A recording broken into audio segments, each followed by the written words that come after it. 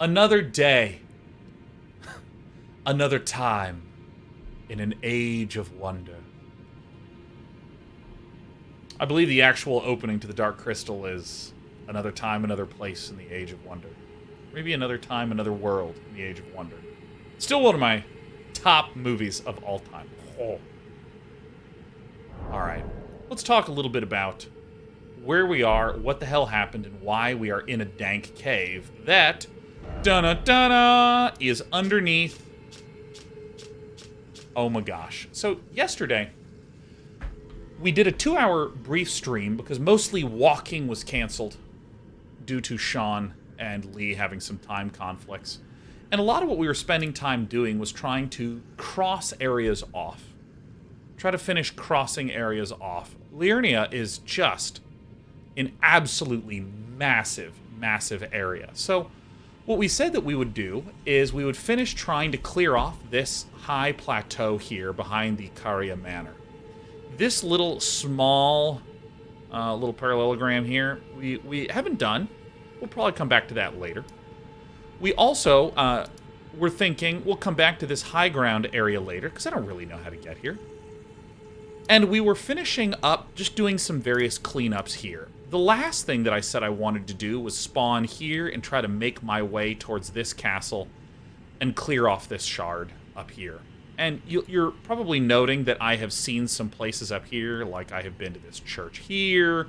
There's ways to journey up from this side. I've visited some of this stuff, but that's kind of because I went on a crazy horse run to try to just get to the Erd Tree. I didn't realize quite how blocked off it was.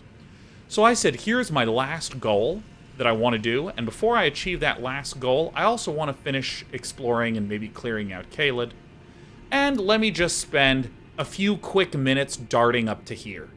So I spent a few quick minutes darting up to here, and lo and behold, there's an entire underground network of castles and catacombs and brilliance here. I just think it's incredible. And it makes me want to give a big shout out to a common design pattern that is showing up in this game, which is, if you think about the way a lot of people play open world games, it's like explore 1%, and then another 1%, and then another 1%, and then another 1%, and then another 1%. You know, and you just keep slowly gathering more and more. Or maybe sometimes you get a little bored and you just try to sprint off into various areas.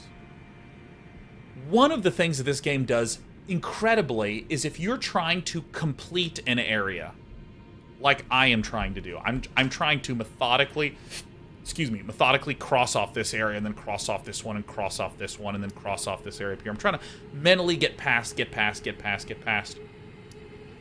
Rarely does this game just let you do that. If you're trying to just finish crossing off this area, you find the Einsel River Well. If you're trying to clear up the peninsula, you go to the Tower of Return, and it teleports you all the way up to this divine bridge that I still haven't got there. You're trying to clear off in Limgrave. You go to the Dragon Burnt Ruins, and there's a chest that teleports you up here to the Celia Crystal Tunnel. I just think it's marvelous. So what we're going to do is we're going to spend the day continuing to journey through here.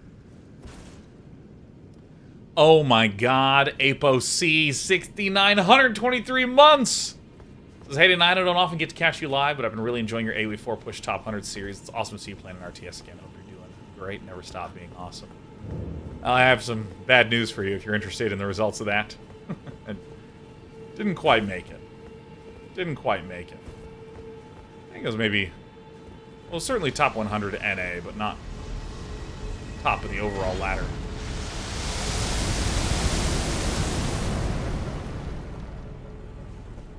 Let's hug this wall a little harder. So here's what we got to yesterday, and there's this enormous spirit monster up here. Enormous! That is just kind of blocking off this area. So I need to kind of slowly work my way in. We haven't found a map for the area yet.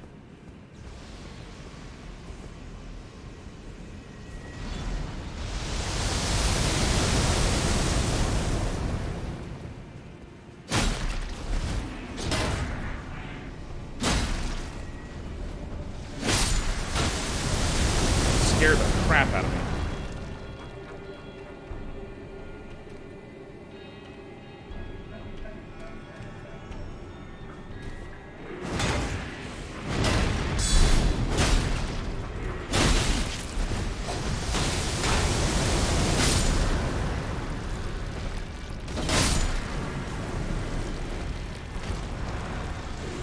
Rachel Avadana, there's something you typed that I want to respond to, but I can't.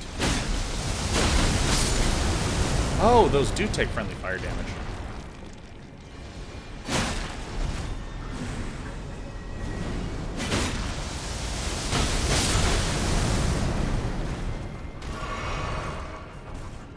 Rachel Avadana says, surprising with how big this game is, that the streams I've seen consistently have similar experiences. The game devs are absolute magicians. And what do you mean by similar experiences? You mean similar positive experiences? Or they're all gassed up and all jazzed?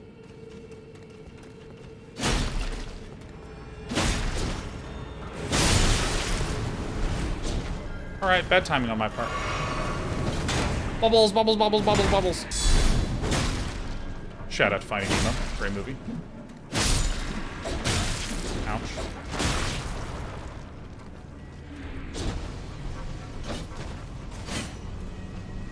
Dude, give me a break. Jellotion says, the game is so exceptionally big that despite having been it already, watching literally anyone else playing it means seeing parts of the game I haven't seen, items I missed. Yeah, I know. I mean, like, it's just ridiculous how huge the game is. Ow, fuck.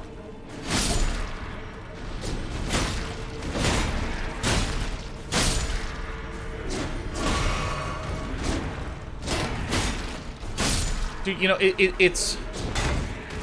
I mean, I gotta be honest, like... I mean, many of you have heard my sort of opinions about various forms of business models in games. There are subscription games that I like and play. There are box games that I like and play. There are card pack games that I like and play. Right? For me, it's all about the quality of the game. And this particular game, there's something that is so magical about just seeing, like, every single thing is in the game. You pay $60 and you go, wow, this place is fucking huge. Oh, wow, this place is really huge. Oh my god, it's so big. It keeps getting big. It keeps growing in size. It's just so amazing.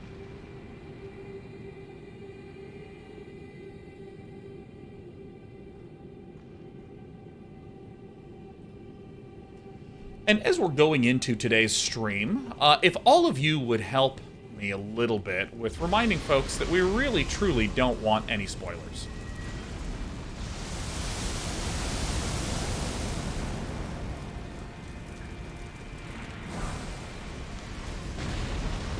We really don't want any spoilers. And the best way to think of a spoiler is, feel free to discuss things that you've seen me do, or that I have been to.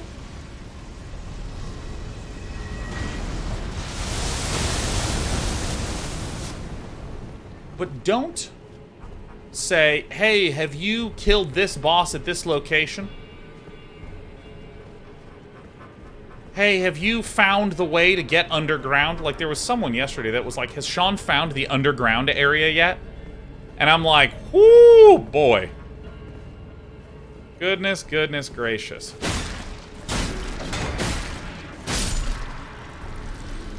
A really good rule of thumb is using proper nouns. It's a great way to avoid spoilers. Has Sean seen Gary?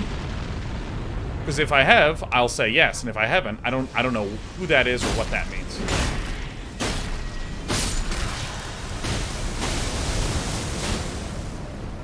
Ouch.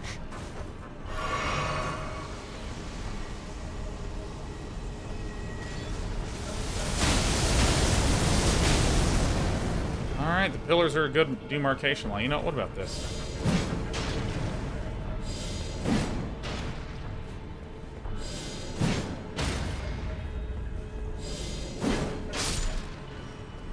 Good. Now I can go this way.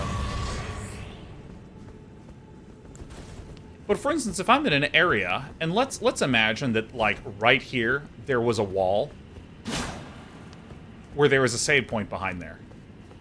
Don't say to me, Sean, there's a wall there.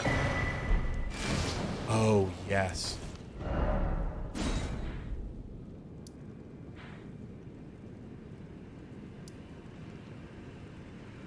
Oh my god, this is beautiful.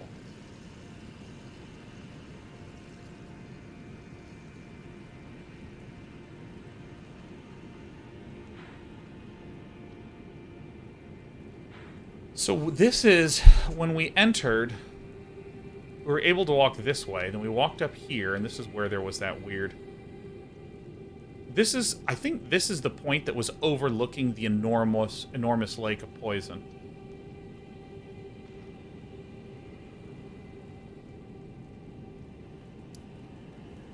So here's the sluice gate, right? So we can go through the ant area, and we came out over here.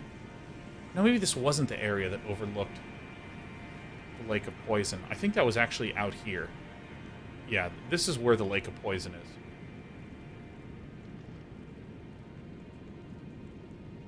And here's where the Zappy lady is here.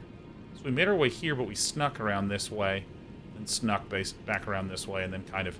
We basically kind of went... Whoa.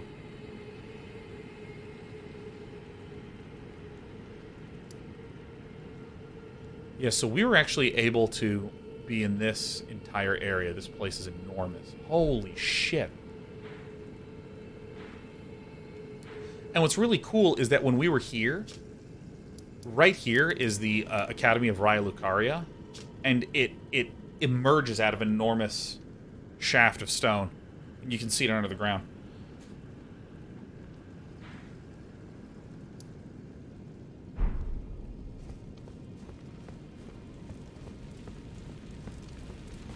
Howdy, partner. Is someone there? Custom well. Alright, so what do we have here? Lost Ashes of War. This is Nomadic Warriors Cookbook. Humorous Cookbook. What's this? Celestial Dew? Huh.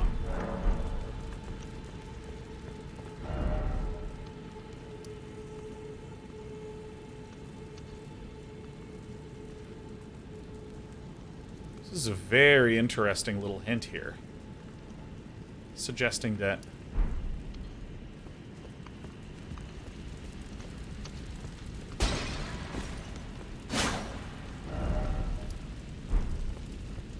how would we do this? It seems to imply that there's a connection here. Oh wait, maybe I just don't know what where the axis is.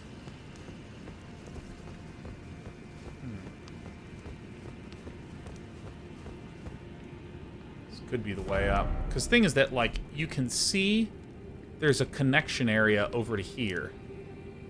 Now, I have not been anywhere up in these areas. I haven't been here, haven't been in these areas, I haven't descended down here. But when I was right here, I could see deep down there. There's a bonfire right now.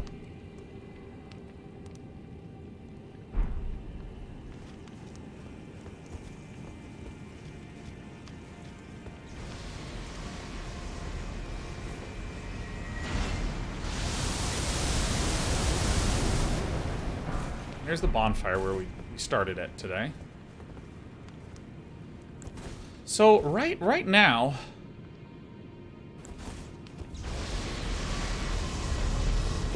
right now I want to come up with a bit of a plan. I see. There it is. See this pillar? I see this. Right here, you'll see there's this cliffside up here, and this area. And then there. I know where that one is. Alright.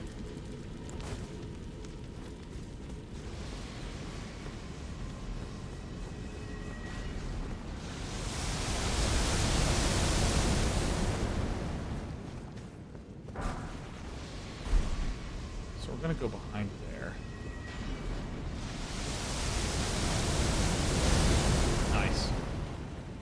What up, Lord Phil Mill? Oh yeah, by the way, hey, Go Saigon. The boss here, the Dragonkin Lightning Soldier, we one-shotted.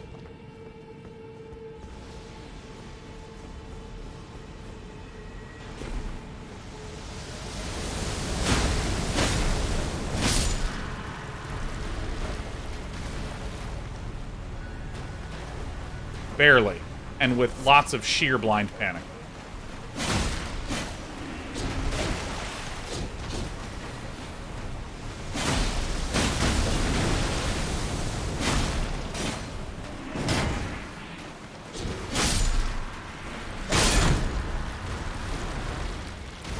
Casual no-death run. Yeah, no, I just felt like not dying in Elden Ring, you know? It's kind of like when you go to the golf course and you just opt in to hole-in-ones. I'm sure you understand how that feels.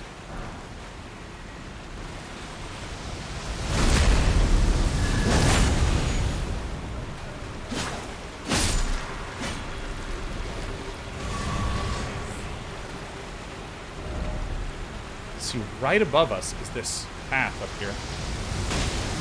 Oh, shit. Oh, fuck.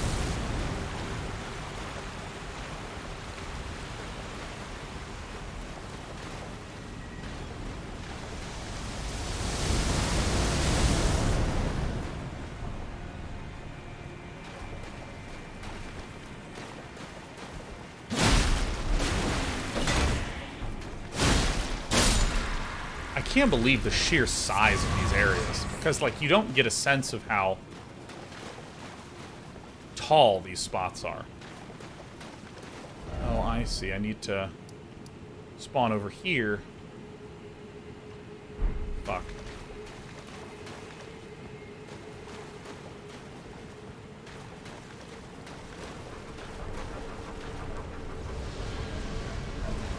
Hi.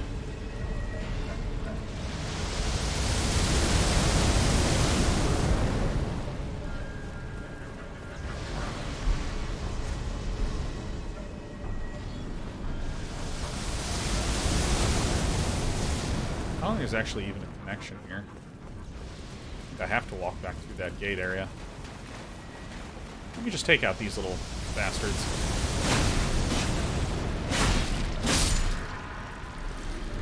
Because Let me open the map. What shield is that? This is the Cuckoo Great Shield. Oh, this guy.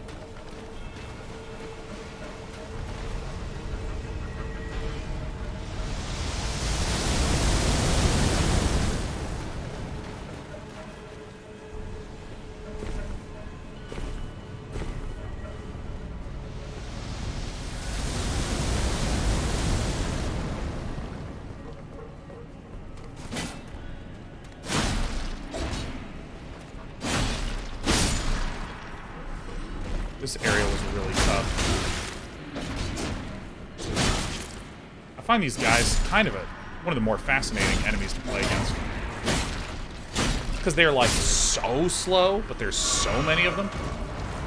So what we need to do is we need to go out here, and then to the left there's a little hidden spot.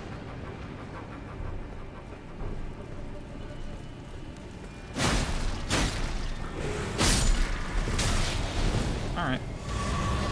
This attracts literally every single one.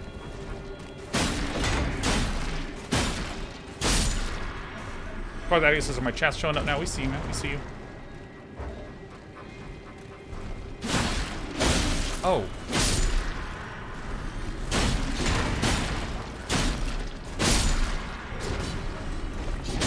Jesus. Oh, there's two of them.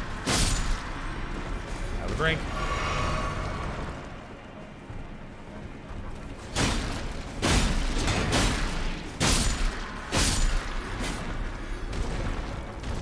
Are they rolling like that? Don't be such a hater. Oh shit, I'm not paying attention.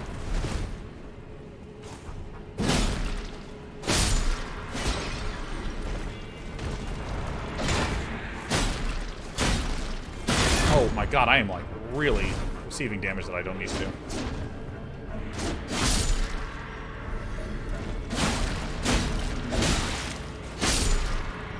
I am taking so much damage. Aaron Finnepoy's malarkey is infuriating. Mm-hmm. Malarkey is a good word for it. And a word that you can pin your presidential campaign on in America. Life Alert says, hope you're having a great day and great week. Sean, I'm over a week behind since it's hard to find time to watch your playthroughs. Most of my free time goes to playing Elden Ring. Oh, yeah.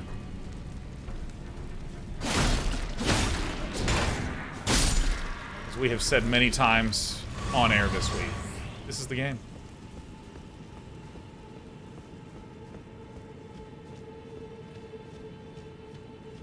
Yeah, Flask to restore is an astonishingly nice mechanic. Dude, Ed, you know what would be amazing? Is a highlight where it's only me with my jaw agape.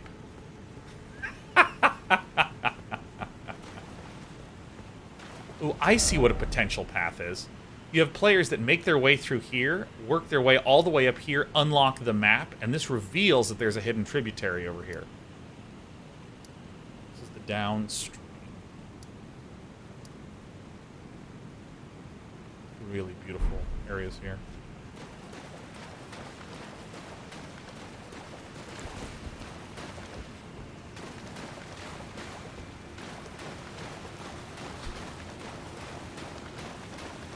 Yeah, just the amount of times I've just basically been like, oh my, oh shit. Or I've just been like, oh my god, it's happening, oh, it's the best game ever made. See, this is what we need to run up. We need to run up that column there.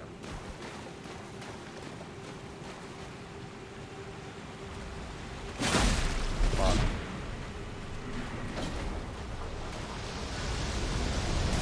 Ed says, I think that's a funnier thought than a video. Dude. That is the story of a content creator's life. It is fun to say, and that's it.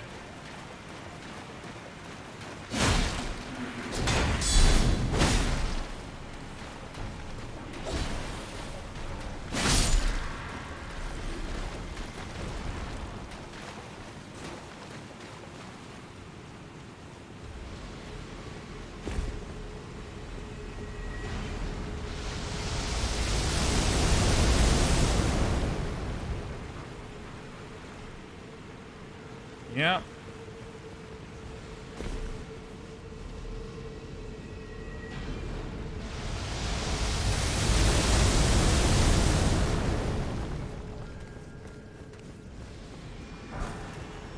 Smithing Stone 1? Oh my god, Miyazaki is... Miyazaki! A troll with a budget. Hidetaka Miyazaki.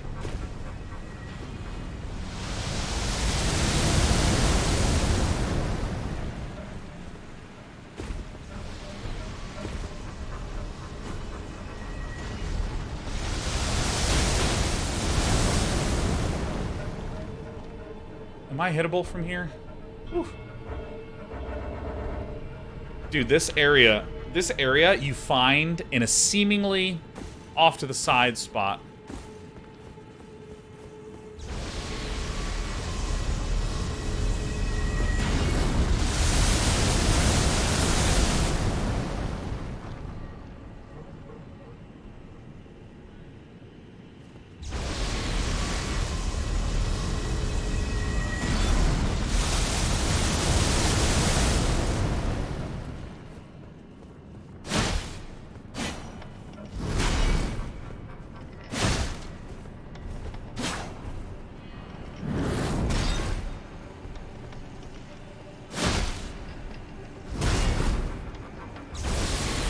Oh, fuck.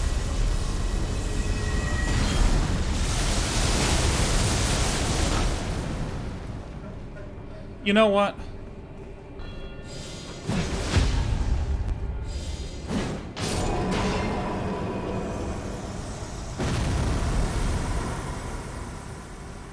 Maybe I just could have taken him out earlier on. Beautiful.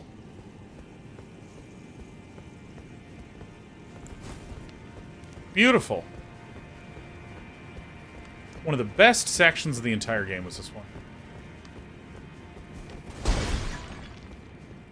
It's funny how much of a big fuss I made about this one. Speaking of big fusses, you're kidding me.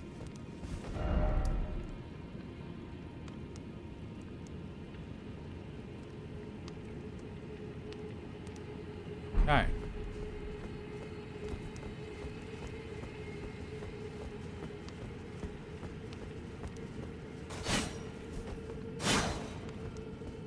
There's nothing fucking here? What?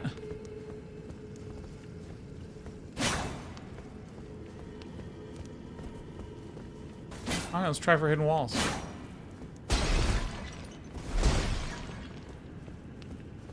Is There may be a little hole to jump down. So here's what I surmise. I surmise now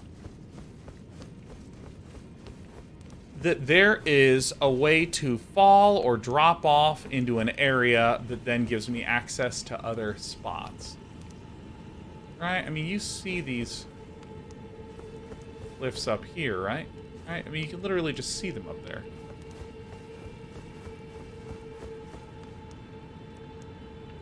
I mean, you can see them, right?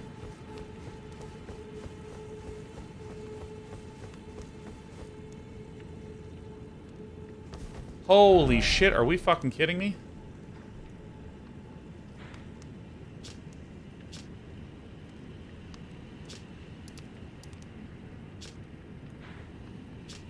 Is there maybe an entrance over here? Because I have not actually explored this area much.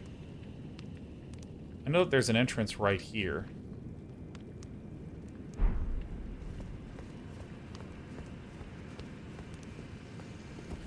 Because here's the thing. Here's what I'm understanding. Maybe. Like, literally, you can see... You can see an item here. You can see these upper areas. So let's see.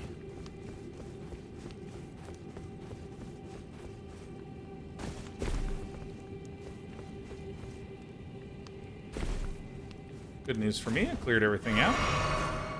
Good news for me, I mean, I feel great. I'm glad it happened this way.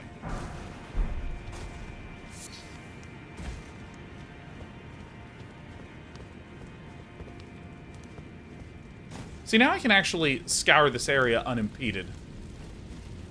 Which on one hand, you'd say is good, but on the other hand, what the fuck?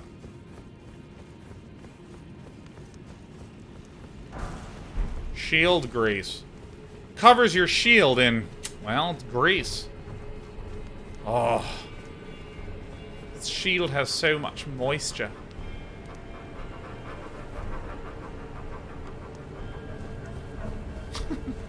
Bloop, bloop, bloop, bloop, bloop, bloop, bloop. Boom, boom, boom, boom, boom, boom, boom, boom, boom, boom, boom, boom, boom.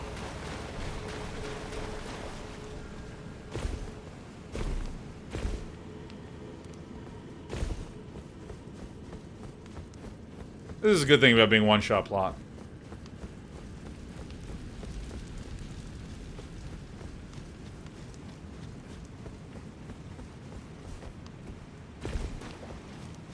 It's you know, one of the things that I find that I adore about this game is that, like, if you just look at the starting area, like, the amount of time it took for me to explore all of this and do all of this is the same as the amount of time that I spent in Stormveil Castle. Like, literally, the amount of time I spent in Stormveil Castle is equal to all of that. Like, there's...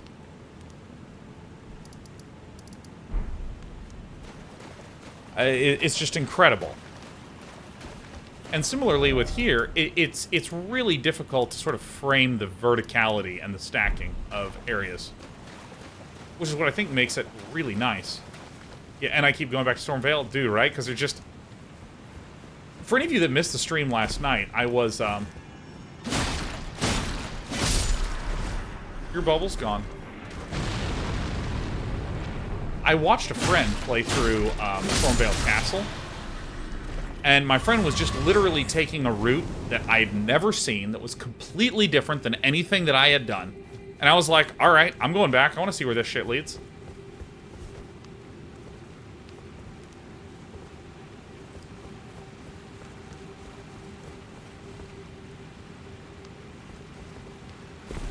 Nice.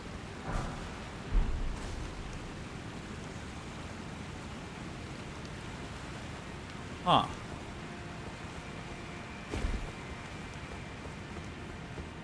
So I literally went back to Stormveil Castle and just marched my way through, trying to see if I could find a new path. I did, and there's all these areas that I'd kind of seen, but never really knew how to get to.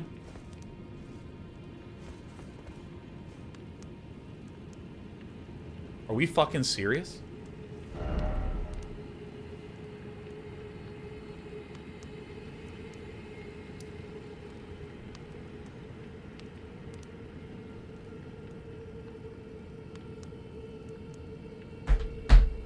Oh.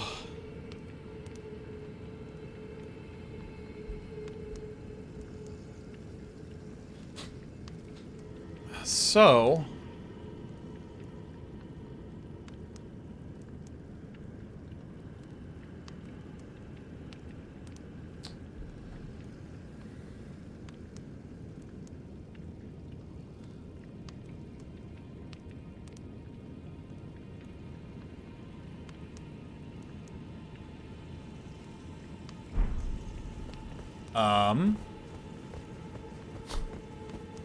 Fuck.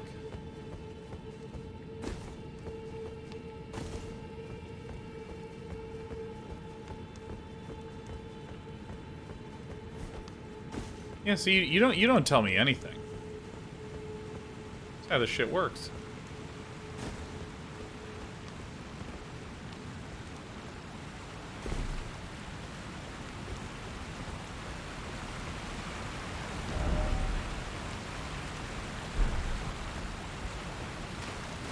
Is there an area over here? Oh my god.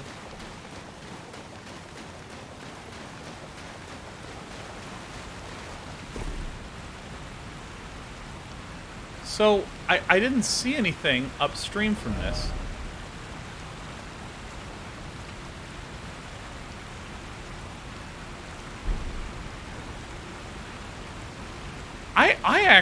I feel like there actually should be an exit here.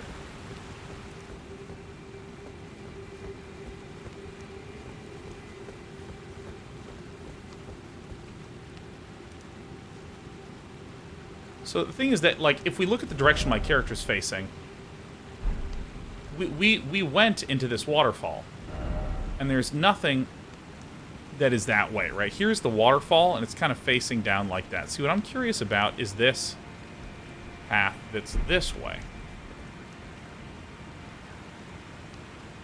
I'm worried it's fucking crazy up high. See, my cursor is facing it. And I'm slightly worried that it's just down here.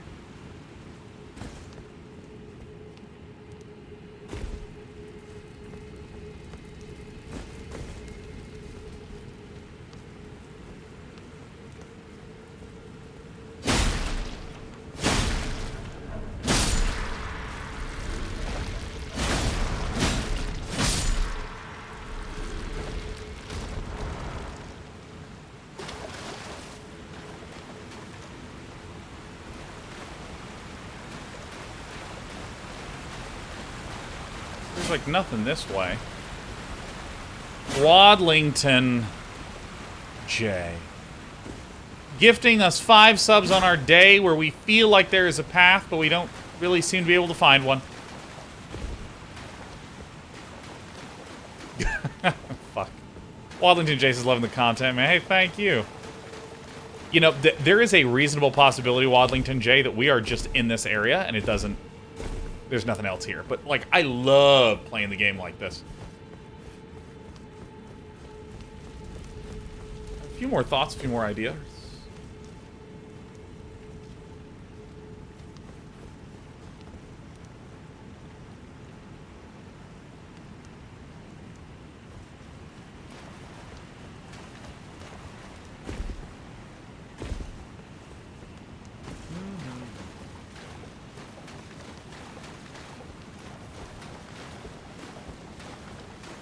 This is how I love playing these games, man. Where I'm like, I bet you there's a way.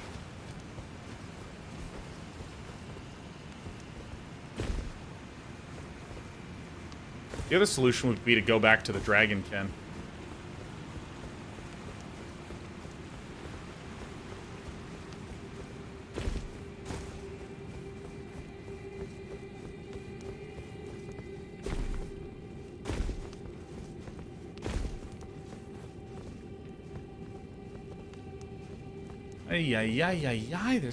There's not stuff here.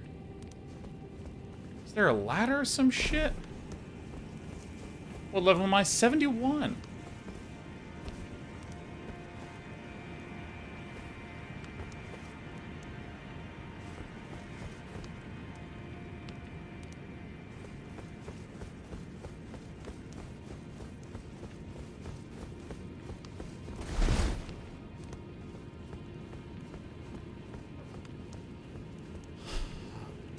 Okay.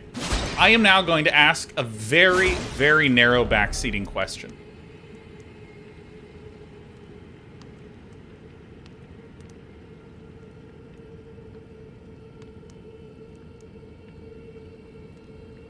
I actually think...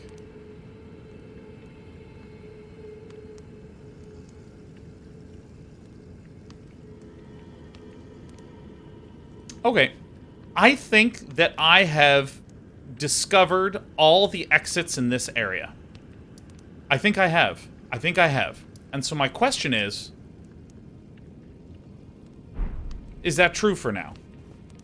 My assumption would be that I need to get up here somewhere, and I need to go this way. This is what I want to do. I think that this area up here is going to be explorable from this side.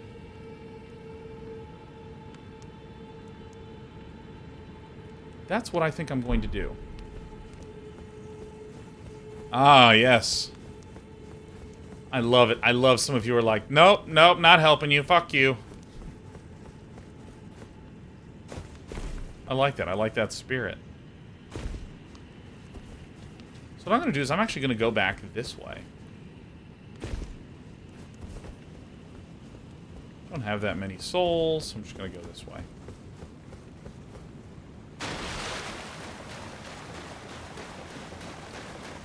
And let's fight some ants in a pants.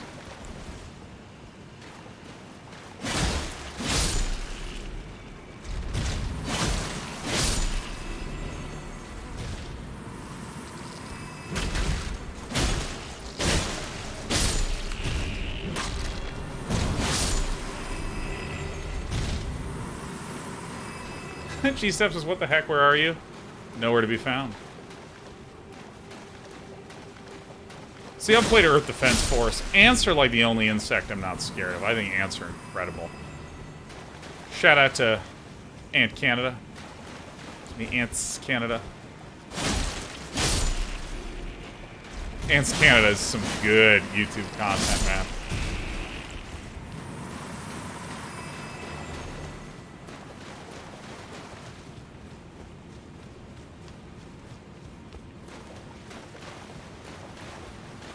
So now I'm in this area.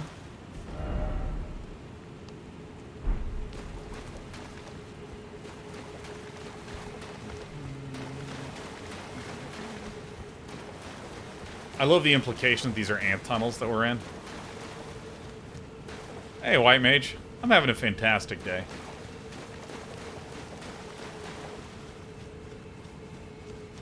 I didn't scour the edges of this wall, though. See, now I know that there's actually nothing on this side.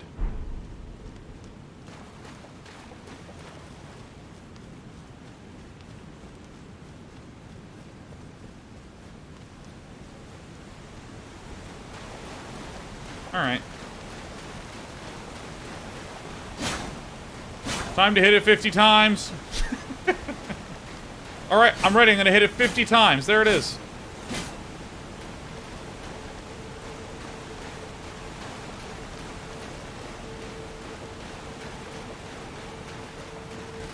See, this is the ones where I feel like there is got... So I feel like maybe we...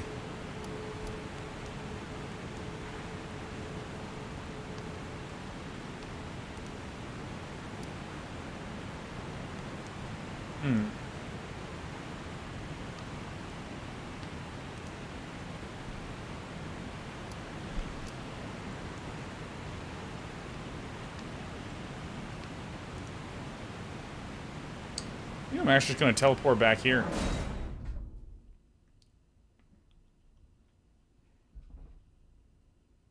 I'm just heading back here. Hey, what up, Cobra? Good to see you.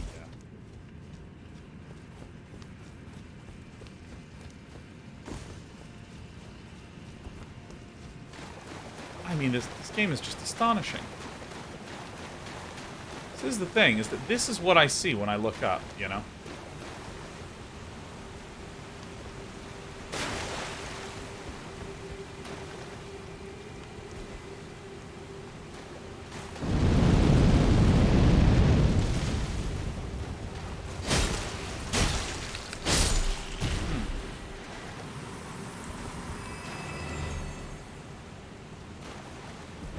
I mean, this is way the hell high up.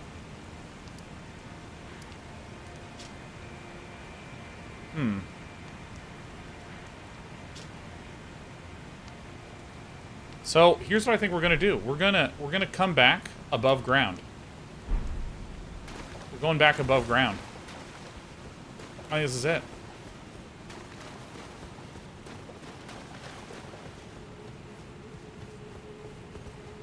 This is what I believe we can do. I don't think there's a single way to get up to the high ground area up here. And if that's wrong, it's okay to wonder. It's alright to wonder. So let's go ahead and use some of our... I think I have a golden rune 10 or something. No, I got nothing, man. I'm broke.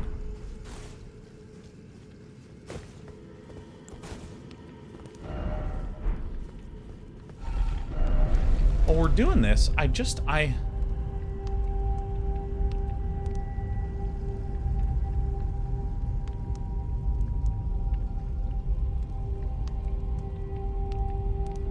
you know, there is one thing that I think that might be a thing. There's one thing I think that might be a thing.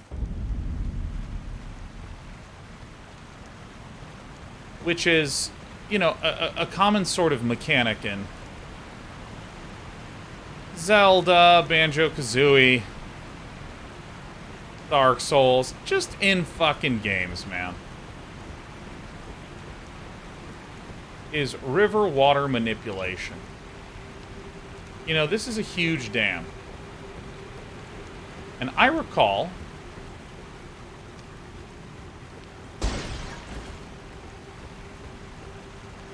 there's some awfully big doors that are here.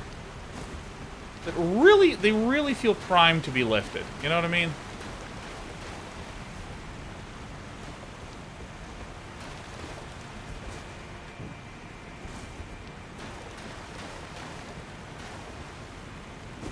Nah, nothing here, huh? I don't know. I don't know. I gotta get some water, man. I'm drying out.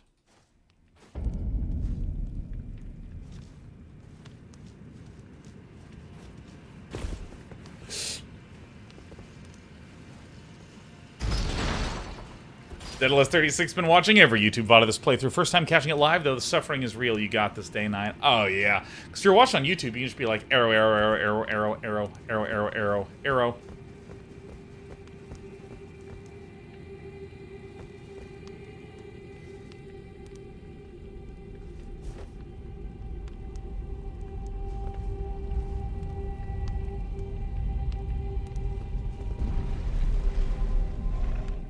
Alright, quick. Water, water, water, water. Water, water.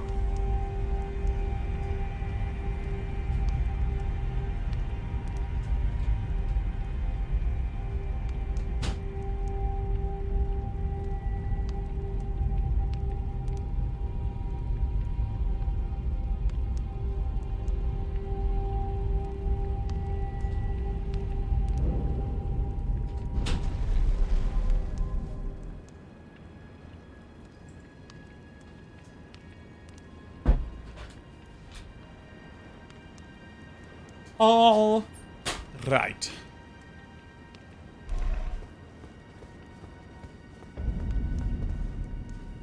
Dude, every single exit for every single thing in this game is beautiful.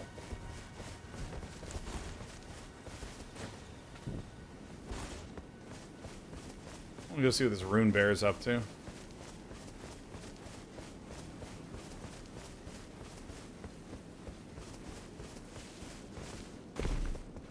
Jesus, who else has watched every single one of Day 9's Elden Ring streams alive? Yeah, who? Where's my stream watchers, huh? Where's my stream obsessors? A rune bear did that. Leaf Wrestler, happy 121.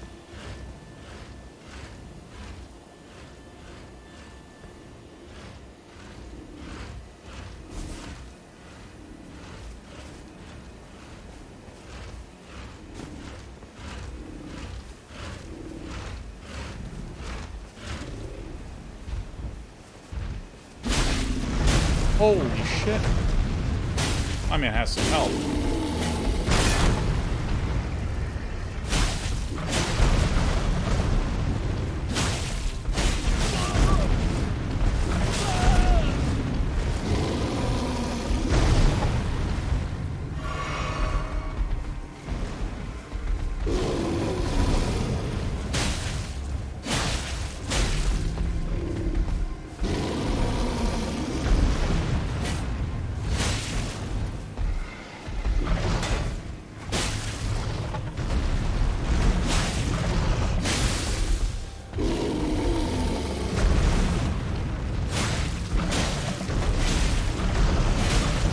Stand so close to him his little arms can't reach.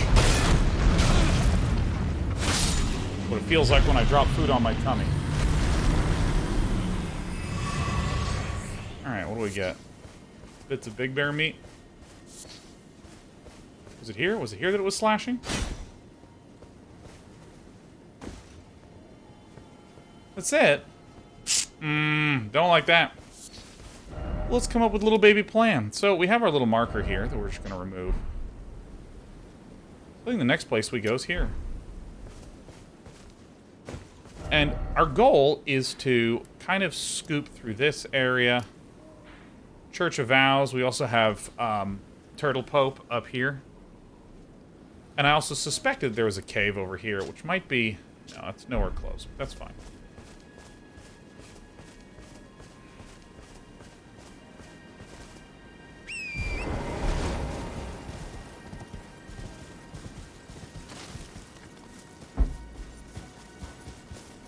Excellent.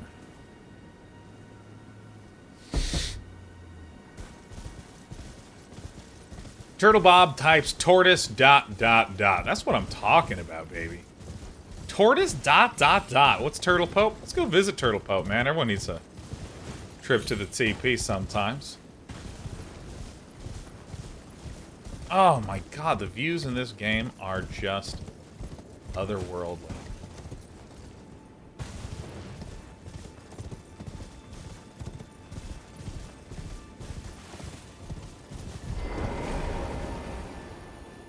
Alright, while we're exploring this little plateaued area... Oh, this is interesting. This is right here. While we're doing this, let me just say hello, welcome everyone, happy Tuesday. We hopped right into the game pretty quickly today. Just instantly. So I hope you're all doing great. We're having, yet again, another lovely day of playing Elden Ring. A game that... I mean, unless my viewership tanks really hard, we're just going to be playing through to the end. Bitter, bitter ends. Ah, yes, the artist's shack. But I'm actually curious how many new babies there are. New little beauty babies we have with us today. Look at these. Look at this gorgeous connection. Unseen on the map. Yeah, who's just new here from when we started watching? Xavier2 says me. Hey, Xavier. Successes. I'm a new little beauty baby. Well, you always were. We just found you, Success.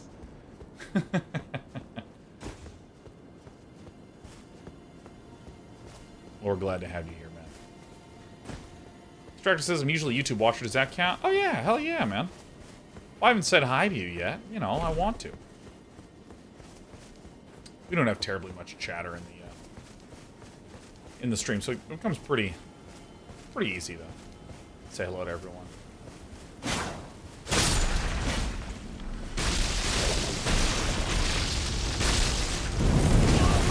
Okay. Taking a step.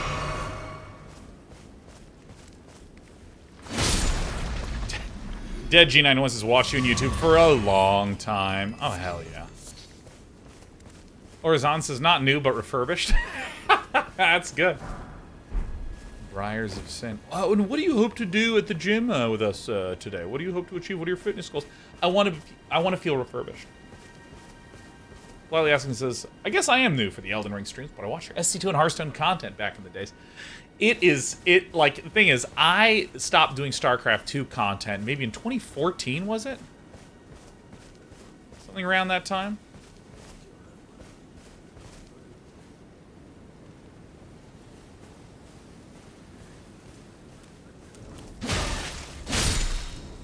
So I'm pretty familiar with the idea of people saying, oh yeah, StarCraft 2, I remember when you used to do those sorts of things. That does feel like a used to. But hearing people say, yeah, when you used to do Hearthstone content, that's the one that's kind of funny to me. Where that feels more recent.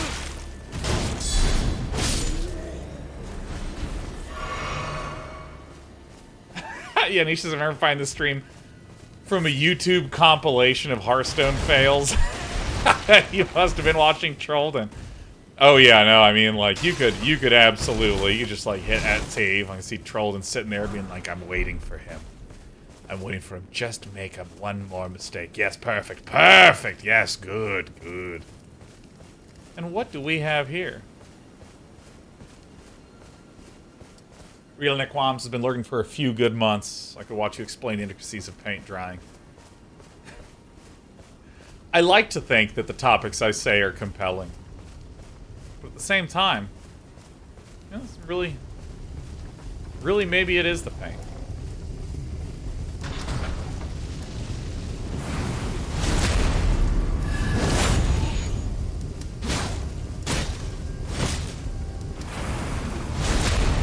Yeah, it took me a while to find this thing.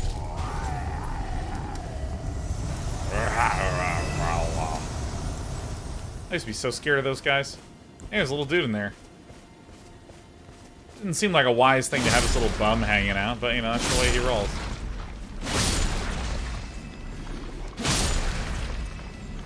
Yeah, I'm really grateful for everyone joining me on the Elden Ring journey, because it's pretty out of the wheelhouse of my usual content. Pretty out of the wheelhouse of my usual content, which is pretty much card game, strategy game, indie game. Lithium says, listening to you talk about Elden Ring has been really interesting. I've been paying way more attention to the verticality of areas. It's really remarkable what they've done. I just think they're incredible. And I mean, like, again, I think that the thing that is most astonishing to me about what makes so many of the areas in the game feel rich and alive is not technical achievements, not even design achievements, but choice. Like, for instance, I can imagine someone trying to go from Warcraft 3 to Dota. I can imagine a lot of challenges trying to figure that out. How do you actually get the stuff to be arranged at all? I can imagine a lot of challenges for Rocket League. What exactly is the physics of the ball and how gravity works to make that game work? But dude, in this game, there's just choices like, hey, you know what? Let's just make there be enormous underground areas. Let's just do that, huh? Let's have there be a huge-ass underground area. That's like just making a cool choice. You know what I mean? Just making it cool. There was a game that I played that, I'm trying to remember what the name of it was. You know, that had like a comic book look to the pause menu.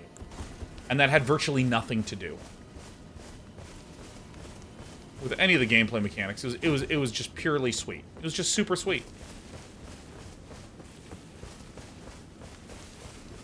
You know, it's like choices like that. But the thing that's amazing to me about a lot of the design stuff that I'm referring to in this game is that, like, it's these amazing design choices that just feel so, that, like, when you look at it, you go, oh, of course. You know, and there's this other thing that you've heard me talk about before, but I'll say it again because God knows the stream doesn't subsist on me not repeating myself. Contrast is the simplest way to make you feel something, right? If it's really, really, really quiet, then there's an explosion of sound. Oh, you hear it. But also, visually, if you have a bunch of people in blue suits and one's red, you pay attention to the red. If there's a bunch of people in red suits and one in blue, you pay attention to the blue. This is why, if you're ever watching a TV show, everyone in the background of those police groups, like, they're all wearing pretty much the same outfit, and they all have a helmet on, and all the main characters are wearing no fucking helmets, right? Because that's the contrast. It's not merely that we want to see these people, it's that we want to see these people, and we're going to put masks on everyone else to contrast, right? And an experience that I had in Fallout 3, which is a game that I adore. I love Fallout 3. In that game, you do have a little bit of a sensation of seeing 1% more, 1% more, 1% more, 1% more. You're just slowly growing. But this game does something where it has these types of areas that are like browned out and you can't see anything. And when you get to one of these map locations here, it reveals to you much more than you could have already seen.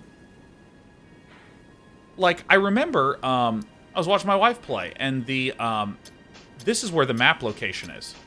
And she had, like, come down this way, and she actually went along this cliff edge and came down, hit this, and was working her way up towards this area. And when she got this, the first thing she did was noted that she could see some of Kaled up here. So she was like, ooh, what's this area up here?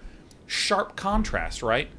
The fact that the areas are sort of have that sort of brown, ashen, non-noteworthy look makes you feel really restricted, closed off, hard to see anything.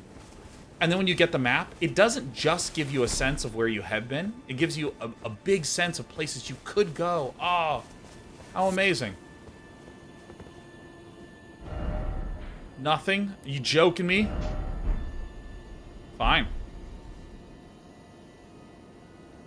I mean, I just think it's incredible.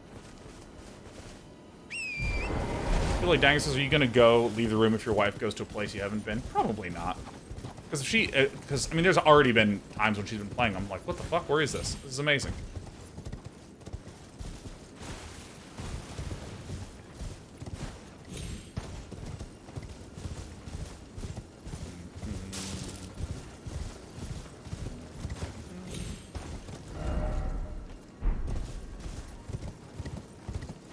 So this is interesting. Oh, hi. Hey guys.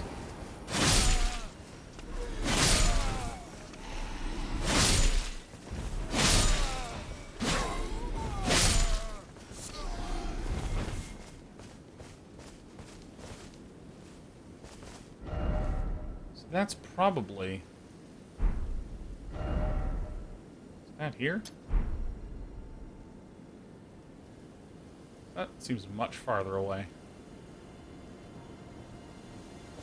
Misfit Tiger says, hey, and I don't get to catch you live often as I'm a UK lady, but have come over from YouTube just for this series. Hell yeah. As I'm too chicken to take on Elden Ring myself, loving the content and glad to see you're enjoying the binge. Well, we're happy to have you and happy to provide a little vicarious, hey, this is the game kind of experience. Because I was really tempted, after playing this, to make a video that's like, here is how you should think about the game. Let's go through this area. Let's think about how we're going to navigate through this area using our tools. You know, this sort of thing.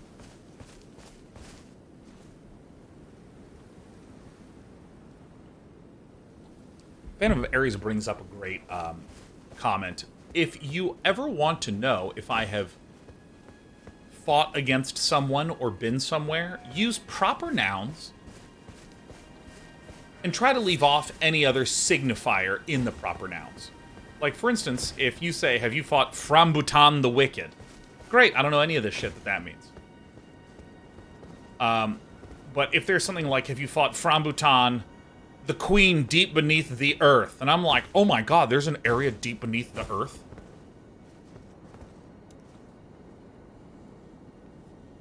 If you don't know the proper nouns, fucking look them up. Don't be like, has Sean fought the woman from the moon yet? I remember someone did that in my Bloodborne playthrough. As it turns out, there's an enemy that's just named the Moon Presence. But the moon is a major image in that game. And I thought that it was spoiled for me that we were going to the moon in a moment. I was like, oh, fuck. Shit like that, you know.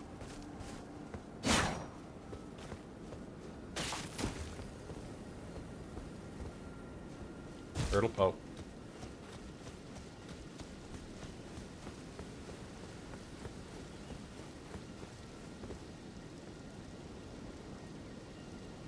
I mean, holy fucking shit, this place is beautiful. Have I fought Radhan? I have not.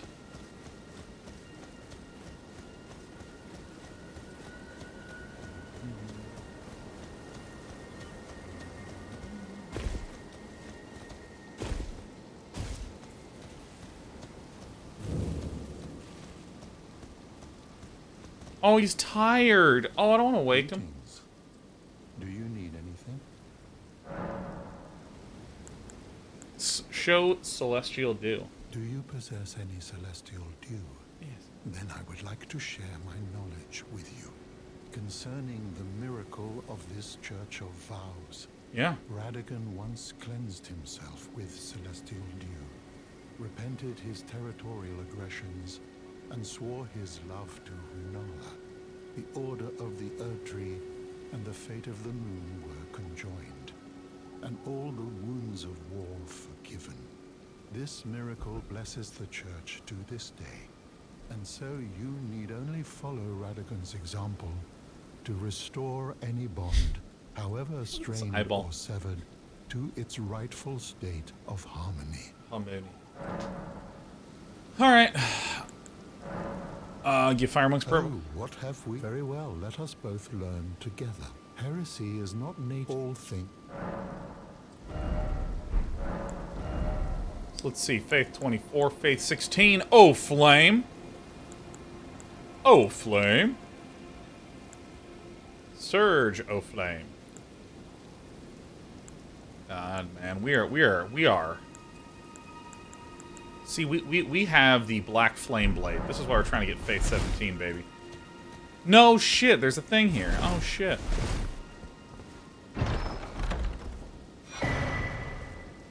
Old sewing needle. I don't know what that shit means. Am I gonna look it up? Unlikely. I find Sean's lack of faith disturbing. Oh, shit. How many times have I missed? Oh, I didn't miss. Oh, I just respawned all my fucking enemies. Very cool. Very good. Oh, I have been here. Okay. Alright. Well, alright. Throws Bear says, wait, if I miss this, can someone in chat tell me if there really was an eyeball in the sky? Is there a down up there or something? I had pushed my camera to be inside of the enemy. So you see how these objects, instead of obscuring me, they become transparent if I'm at a certain distance. If I'm far enough away, it obscures like this, but as I come closer, you'll see that these objects start to become invisible. So I had made it so that most of my little friendly turtle's head was invisible. Shut up.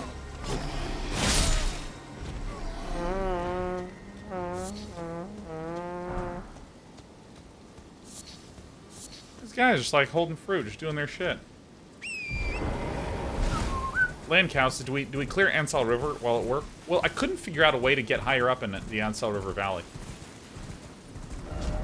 Because if I look, I was able to explore up to here and down here, and I was able to do this entire area. I was able to do this lower area. And then I was able to work my way down, and I fought a boss down here. But then there's this secondary half up here that I've been unable to even pierce. So we're exploring some of these upper areas to see if there's a connection.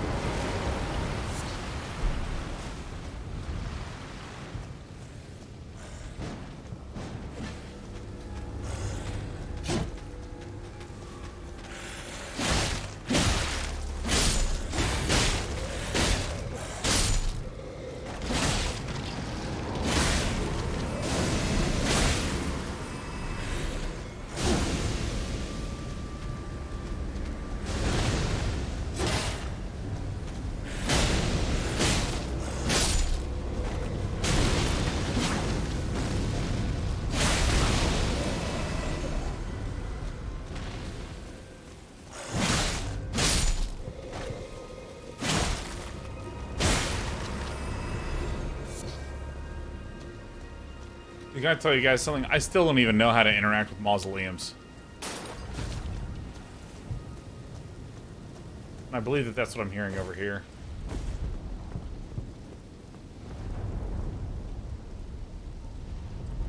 There it is. I have no idea how to even interact with that.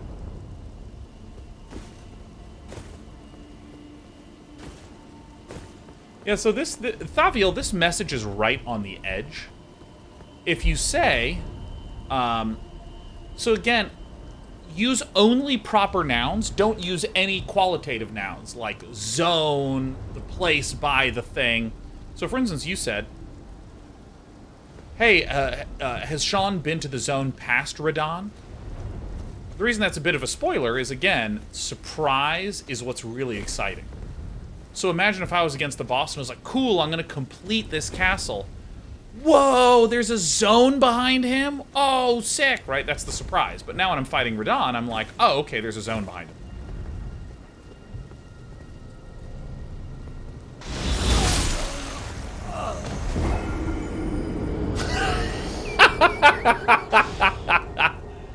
Oh, shit, that's so fucking good.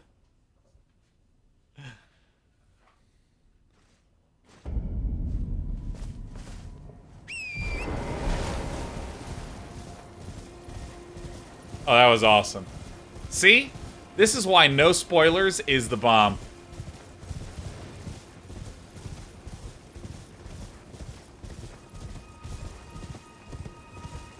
Oh, that was so good.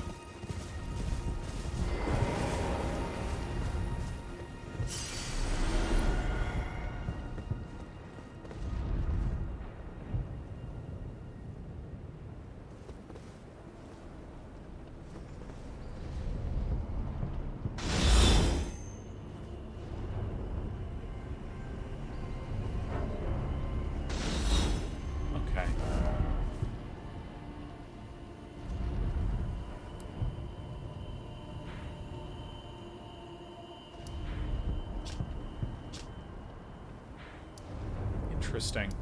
I think we're actually... I've changed my mind. We're going to do this area right now.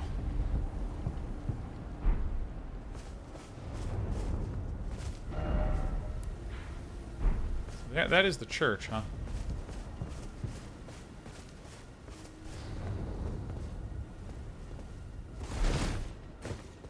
Yeah, and by the way, like, Ghost Saigon, for instance, you made a comment that was about the archer.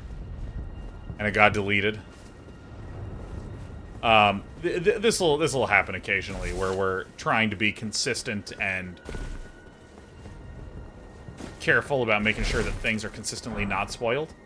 And that'll cause some people to get picked off.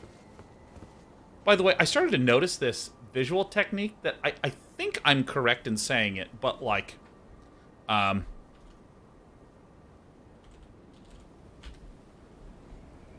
there's this thing that's like really common, which is where you will see a letter.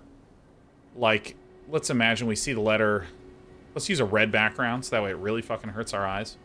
You'll see the letter A. You see how you can see it and it looks pretty easy to note? But then if you have something like this and you do the letter A, it's actually quite hard to see.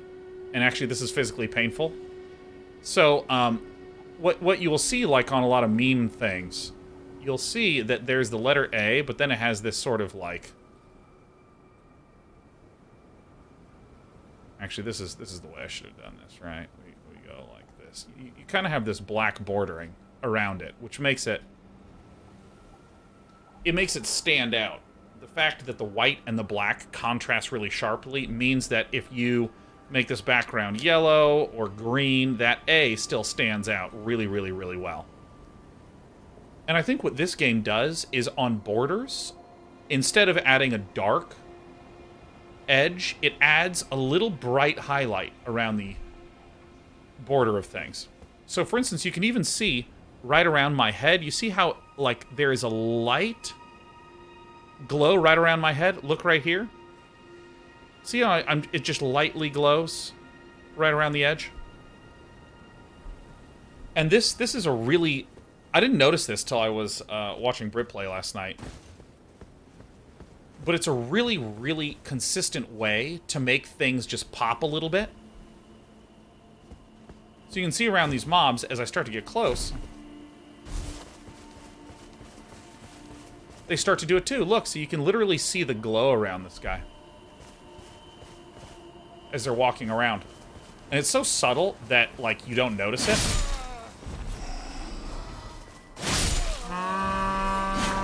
Oh, please lock on. Shut up. Can't unsee it now? Yeah.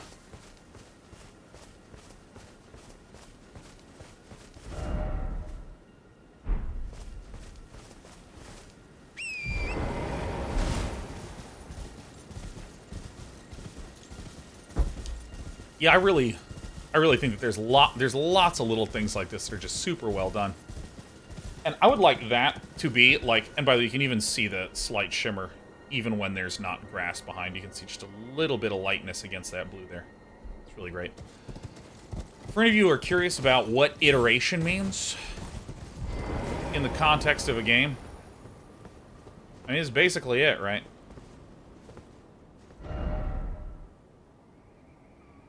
I see.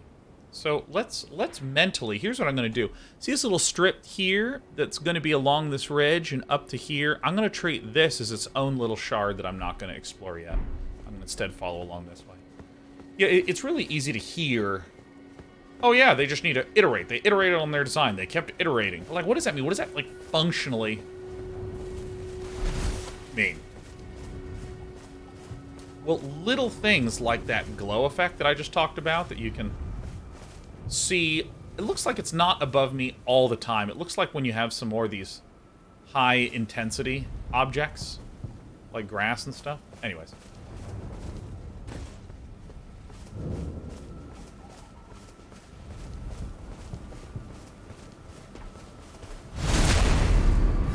My spirit boys. Hell yeah.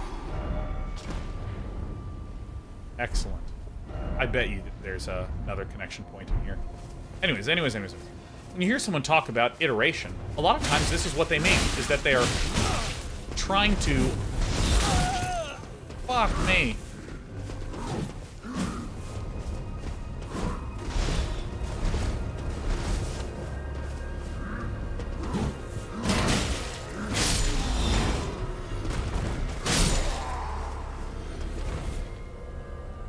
Where's that coming from? Alright, it's coming from somewhere. It's coming from somewhere very quickly. But yeah, like, when people talk about iteration, a lot of the times, they're talking about little things like this, where they're just finding that people are having a hard time seeing and noticing various components in the game.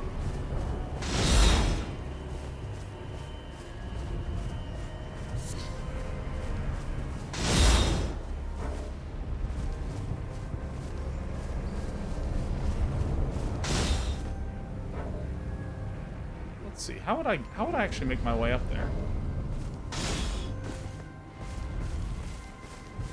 Sometimes when you do little changes like that, it changes how you need to adjust the art assets because you're using certain colors for the highlights that you can't use for the regular elements.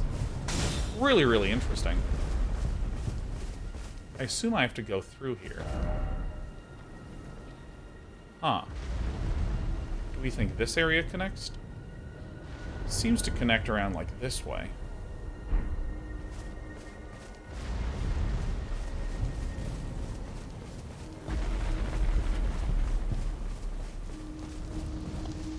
Oh, I see. It curls around like this. Wow.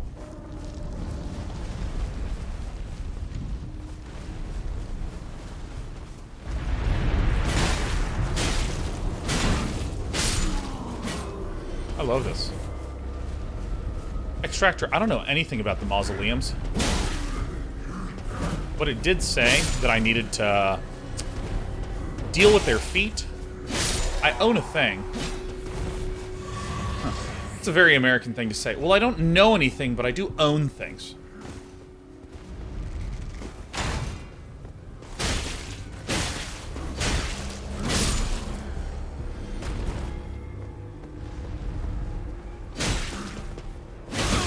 Oh, yeah.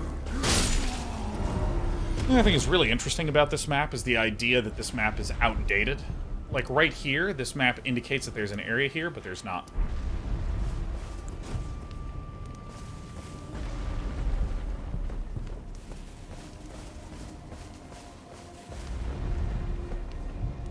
I like the idea of the statue having fallen down is fucking sweet.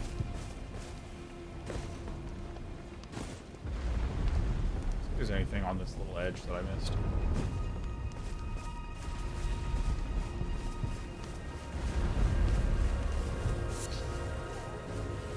Hey, Vivictus, good to see you.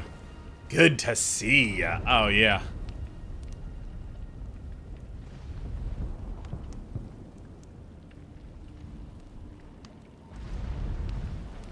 That means says, how does this game have as much content as 15-year-old World of Warcraft? You know, like... Dude... okay. I want to stress. Demon Souls 2019, Dark Souls 2011, Dark Souls 2 2014, Bloodborne 2015, Dark Souls 3 2016, Sekiro 2019, Elden Ring 2022. And let's not forget the VR 2018 FromSoft game Deracine as well. But I'm going to peel that one off, right? 7 games over 13 years. Let's actually remove Demon Souls. So we're counting just Dark Souls 1, 2, 3, Bloodborne, Sekiro, and Elden Ring. That is 13 years and 6 incredible games. That is, on average, a little over 2 years of studio time per game.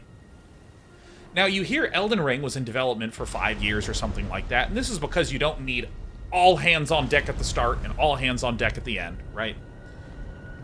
In terms of just the average, that's like a little over 2 years per game. FromSoft is doing something so astoundingly correct that not only are those games good, they're fucking huge. These games are fucking huge. And by the way, so here is the...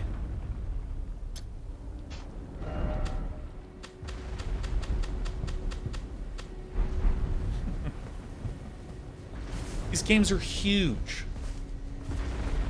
Not only are they... I mean, like, it's not merely that they're efficient. They're efficient and they're incredible. They're astounding.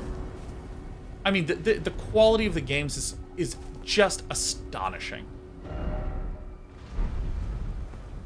There's hardly anything I've seen that's quite like it. Actually, you know what?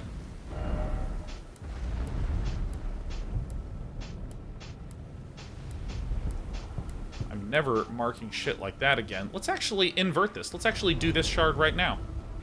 Because there's a nice little walking path, I think, here or something. Let me do one more marking with this.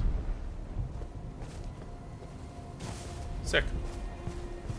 I bring that up because, you know, when World of Warcraft first came out, truth be told, I didn't play that shit, man. I was too busy being an arrogant, insecure 20-something that still was hoping StarCraft was the it thing. Actually, no, I must have been a teenager at that time. 18, yeah, I was 18 when that game came out.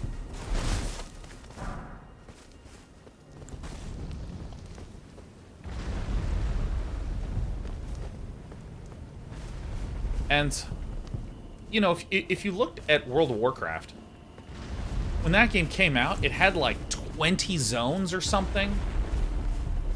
And people who are more familiar with the game, help me out a little bit. Like, it had a shitload of zones. It had like 20 zones, and there were like 9 classes, each with 3 different skill trees, and each skill tree had like 20 things in there. You know what I mean? Like... Ah, I see. So this is not actually a... Bowbag says that's basically all accurate. Okay, great. Because, uh-oh, here he comes. Here comes day 9. Oh, no, what is that he has? Oh, no, he has a point he wants to make. Oh, fuck.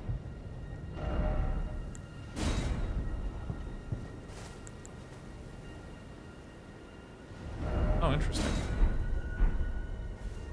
And the point that I want to make is this. There are games that are released that are like, hey, we're an MMO. And I'm like, oh, sweet, you're an MMO that's getting released in 2022. I can't wait to see the huge amount of content that you have that will, in theory, compete with 2004's World of Warcraft.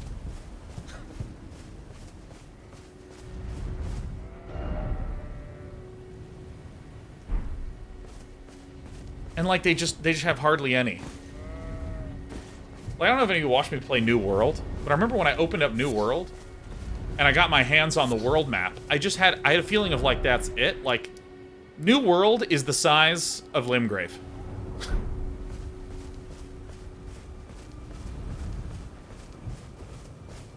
Now, what I'm not trying necessarily to do right now is say that Elden Ring and World of Warcraft have the same amount of content.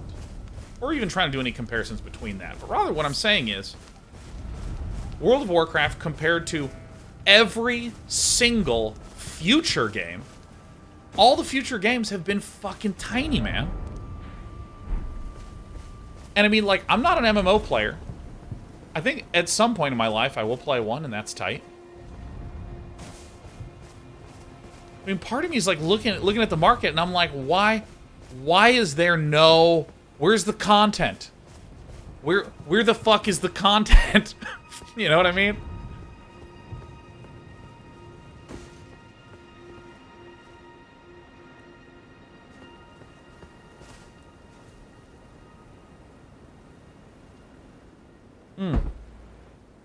Yeah, and the thing is that, like, I recognize that there's a bit of an apples to oranges comparison between a game like this and a game like New World. Similarly, I think there's an apples and oranges comparison of a game like New World compared to a game like World of Warcraft.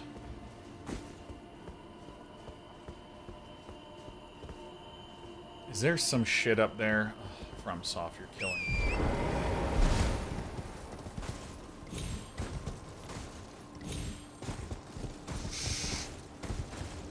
Fuck. What am I doing, man?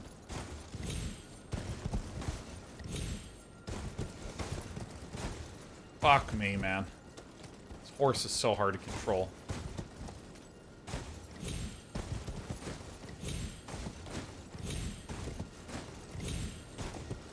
We're doing it. For no real fucking reason. Ah, shit, man. Oh, there's a fucking area down here, isn't there? Holy shit, I fell onto some content. It's okay, there's Take America right behind me. This is it. I understand there's an apples to oranges comparison. Oh, it spawned me here? Not on the stake over there? Alright, you know, whatever. However,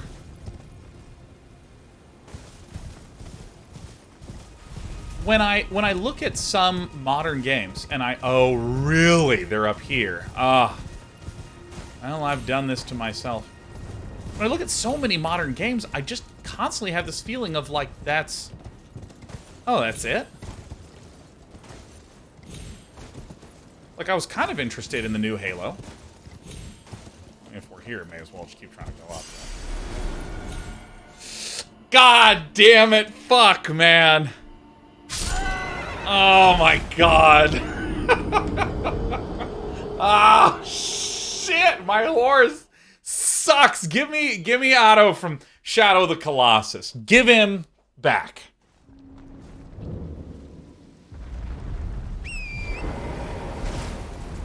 Oh, alright. I guess this is the game. Like the new Halo game, Halo Infinite, sounded like it just didn't have a lot of content. There's just not that much stuff. And feel free to correct me if I'm wrong. I'm wrong all the time. Joe Darkwolf says, I sometimes feel like content development has taken a backseat to monetization development in a lot of genres, MMOs included. I could be wrong, but I feel like the goal used to be make a great game so that will make us money, rather than make us a lot of money using a game. It's so close to the same idea, but the emphasis has changed. At least in a lot of AAA development. Yeah, I would be really curious to know what that's about. Because, like, okay, let's take what you're saying and make it really concrete, right? Because it's very easy to turn things into conspiracy theories instead of concrete examples, right?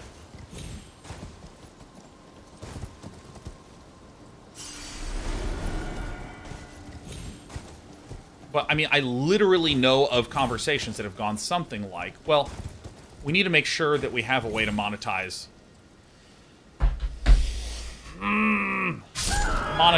any particular idea. So, for instance, if we have 5 zones, we think that's enough. We think 5 zones is enough. Let me just do this to the viewing audience at home. Just let me climb up. We have 5 zones, that's enough. You want to add 10 more zones? Well, I mean, I just don't think that is something we should approve. Because I think 5 zones, we can just take our best zones, make those, And then instead of putting the effort into the 10 zones, why don't we put effort into DLC, something that can be bought, something like this. Oh yeah, Lambert is hard not to talk about this with mentioning the Storybook Brawl news. Oh yeah, that, like, I really don't know what to make about that. God almighty, please. Okay, I swear to God I'm going to talk about this, but I literally need to. Oh my God, that's the hardest jump.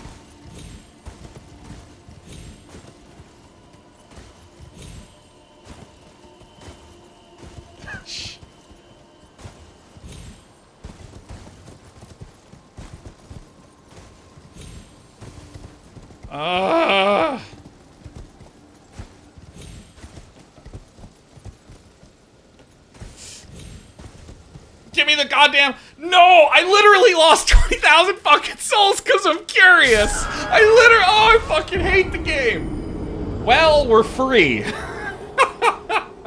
Michelle Ridge says, well, you were there, my horse just keeps... He keeps moving, he keeps moving, he keeps moving, he keeps moving.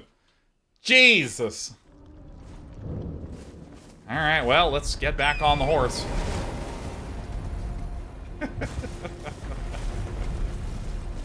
Yeah, by the way, for any of you that are ever feeling bad about losing runes, don't, man. This happens fucking all the time. Doesn't even affect me anymore. But yeah, like, you know, I literally know of conversations that have happened where it's like, well, you know, we have 5 zones, so I don't necessarily know. What was that? 50k? That was 17. Zisakar, that was 17. I know of situations where it's like, dude, we could make more zones, but I think it might be better to monetize, you know? Oh, yeah, oh, God.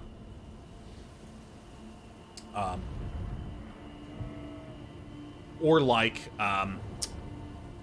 there's other situations where, hey, we want to make a single-player game that we sell for 60 bucks. And someone's like, but wait, what if we made something where we could keep making content for it, and then the continuous release of content would be better than a single $60 purchase, etc. You know, when you start doing things like this, you're trying to compare the imaginary idea of how much potential something, well, I shouldn't say imaginary, but very nebulous idea of how much money could be made, versus we're going to make something that will take this much money, be sold for 60 bucks, and definitely do well.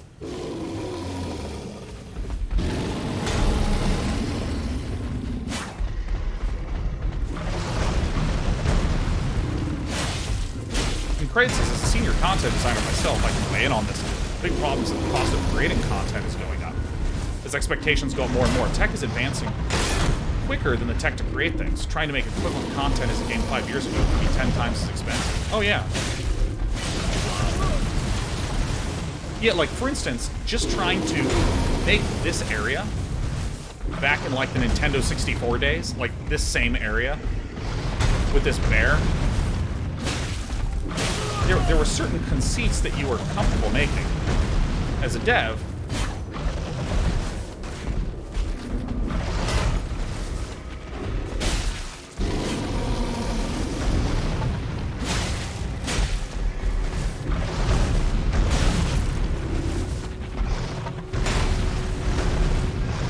Take a drink. Yeah, I mean, if you were to try to make a tree in the Nintendo 64 eras... Oh, I'm not holding my shield button.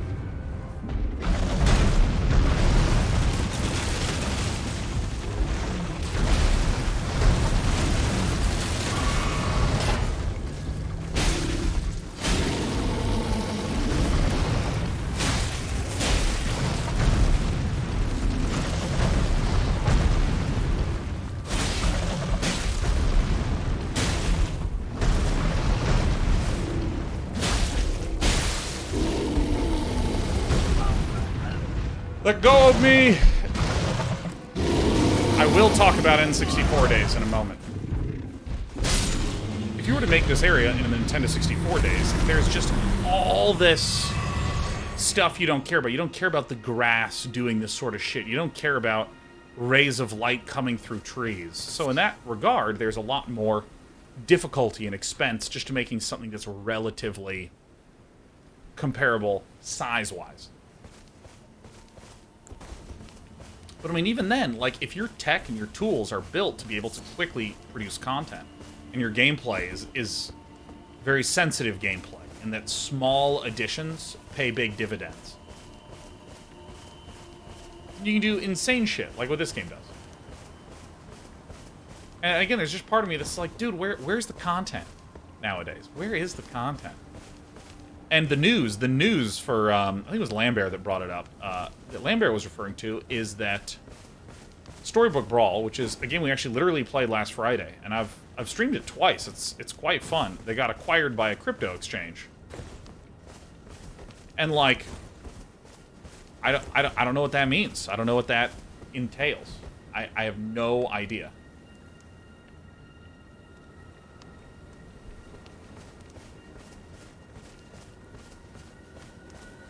Because, I mean, I think you've heard me make this point before. I'm pretty agnostic to most things when it comes to business models. Like, I like games that are pay $60 and you get the whole thing. I like and play games that are subscription models. I like and play games... Oh, look, it's the hardest enemy in the game. Hold on 1 second. Is this gonna work? Come on. Get him. Ah!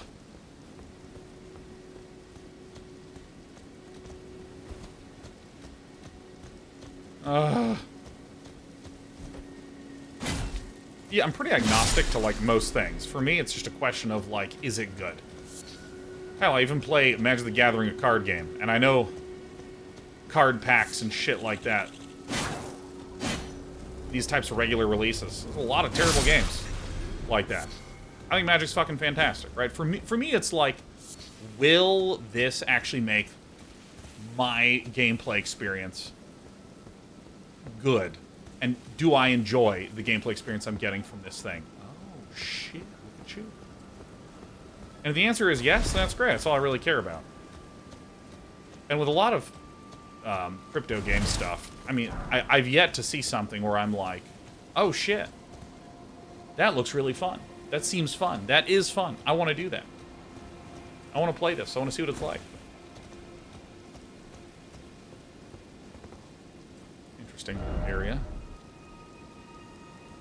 Huh. Hi. Alright. Oh, shit. Holy shit, my health was way fucking lower than I thought! Alright, I'm going back.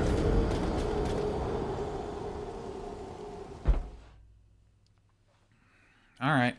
My health was low. I guess those dragonfly guys did more damage to me than I realized. Oh, we're kidding me. I'm gonna take that guy out.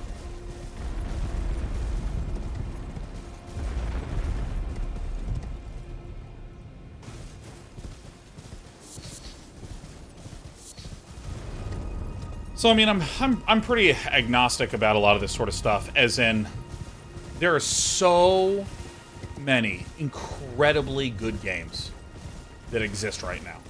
Like, so many. I don't feel any pressure to just, like... Oh, shit. Please get off. Oh, well, looks like my shield didn't help much there, huh?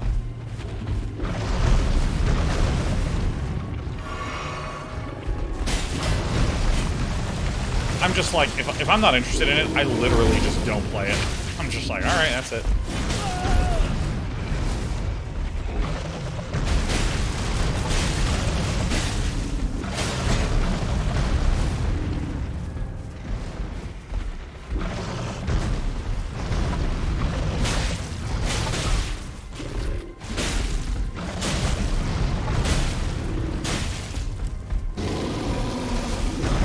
I'll go ahead and top off.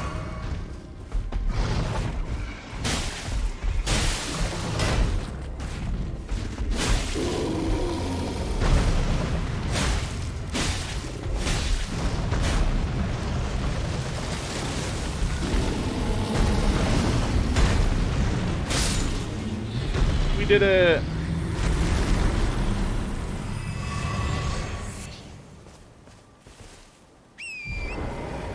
Alright, give me this. Give me this.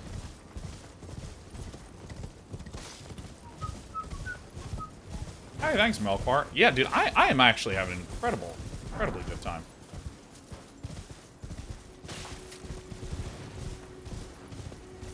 I am having an incredibly good time.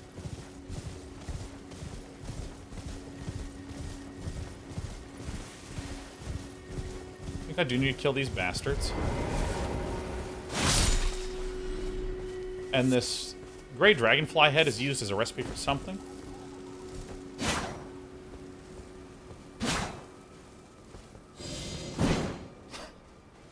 Come here.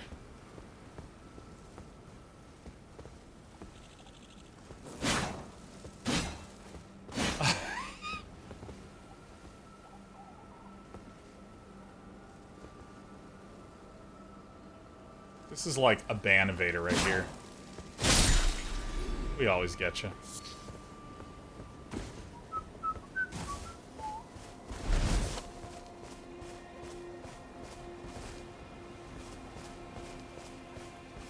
Is this a Crucible night?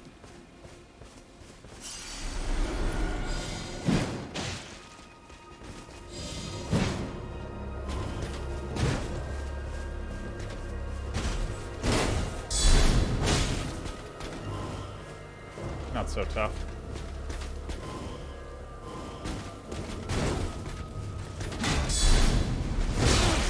All right.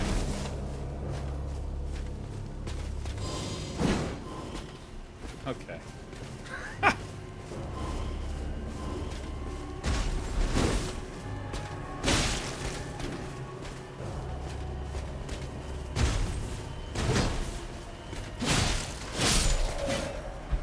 We did it. 406, that's it. What a turd. Is that a door? Is that a door? Is that a door? Is that a door? Is that a door? Is that a fucking door? Fuck yeah, it's a door, dude. Oh my god, is this door, please? Is this? This better fucking attach. Oh, dude, yo, yes. This is the door. Go ahead and use my little... turn on my cell phone light here. Bellum Highway?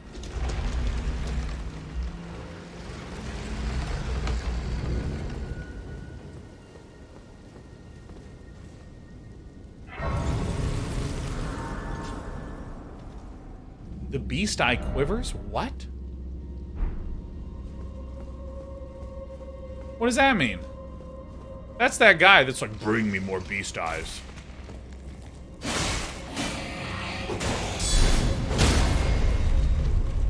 Go ahead and slurp the blood right out of the Skeleboy.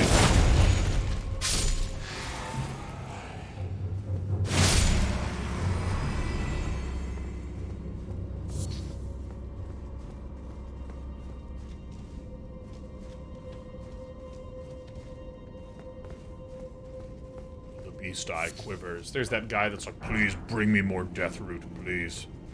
Please! Oh god, I want it so bad.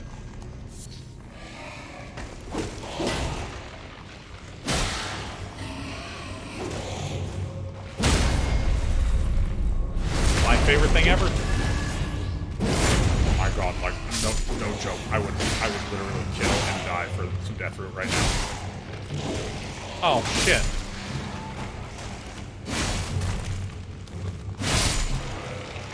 Game.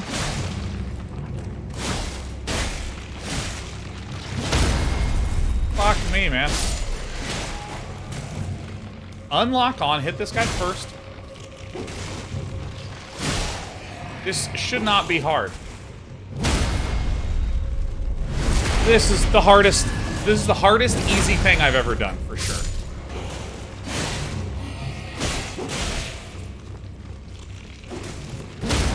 What the fuck is happening here?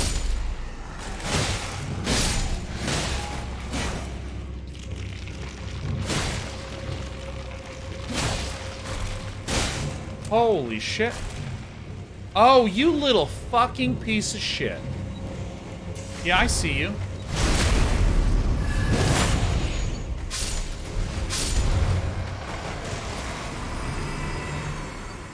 That's one of you, wasn't it? Huh?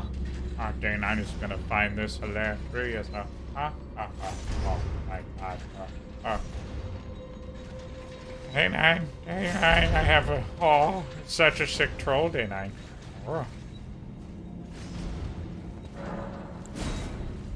Not a sick troll. It sucks. Hey, 9. Oh, thank God, you should have seen your face. Oh, look, he's got a little hat. No, I know the Stone Sword key was fucking lost with use. Oh, this fucking game.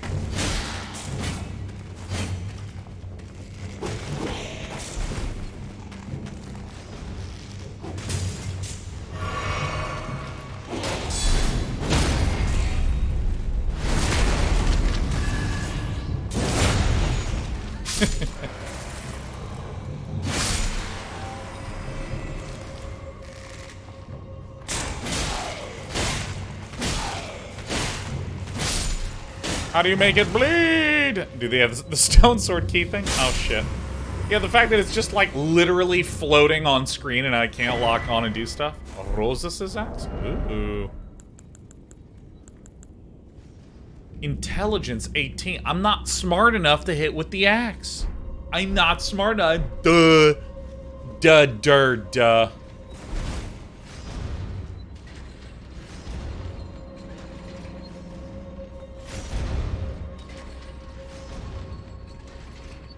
Hey, look, it's the entrance to TwitchCon.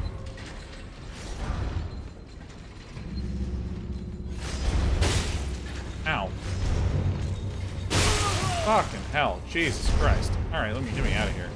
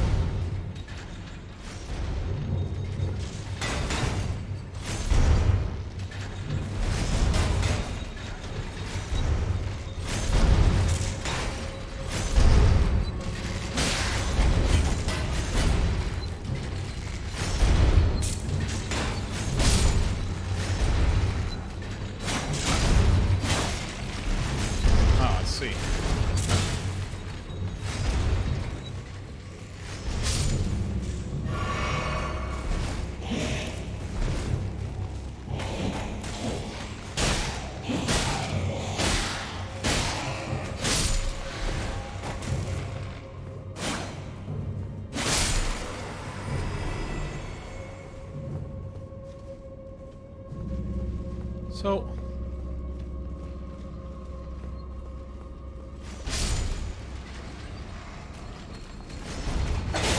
these guys are being fucking kept alive somehow. Oh, shit, from there.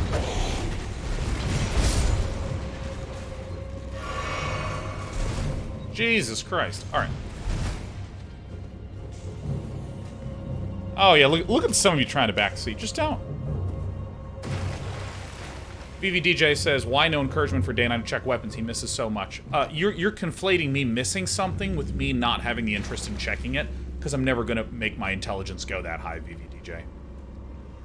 Like, I have played every single FromSoft game. I am fully aware that many items have abilities that are listed on there.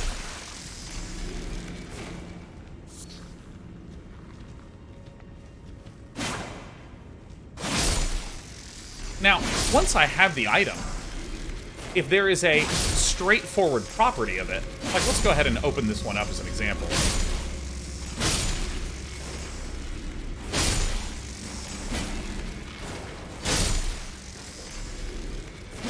La, don't be shy, I know you wanna try, go on and stab the crab.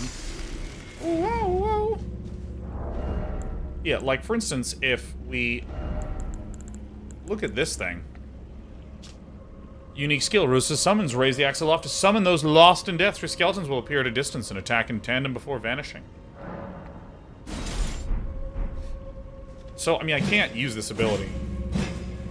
Pretty quick axe. Doesn't really do anything.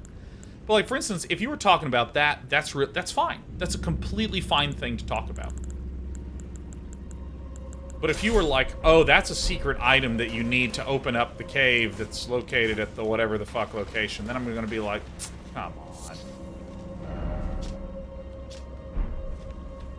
Give me a break.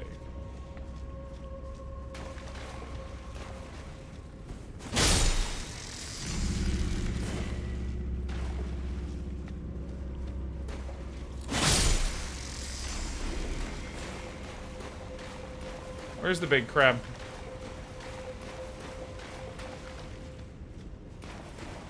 Where's the big crab?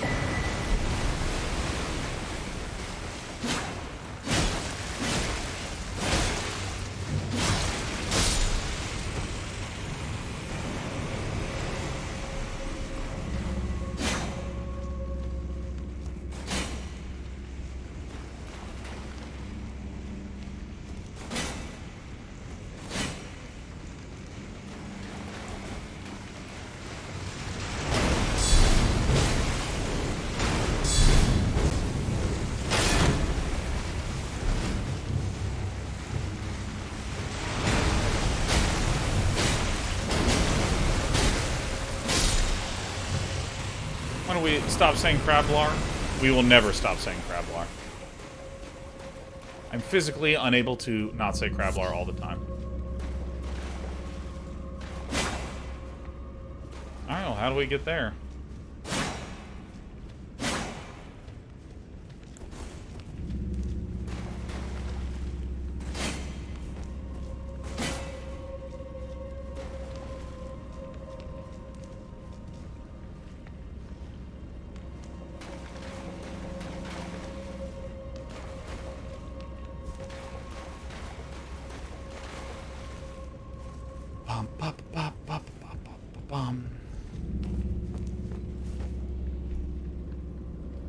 Chumbucket wants to share a mechanics thing. Chumbucket, chances are I probably know it. We get mechanics advice that we know a lot. I just don't use a lot of the mechanics in the game because I don't really see a super duper need to.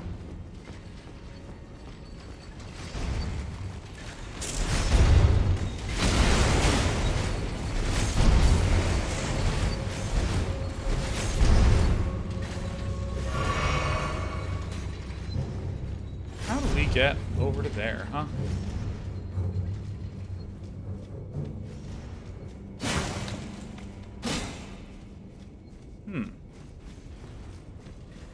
Interesting.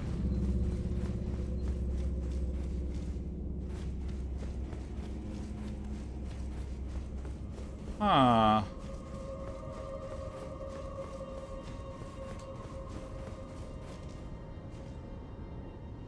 Yeah, huh.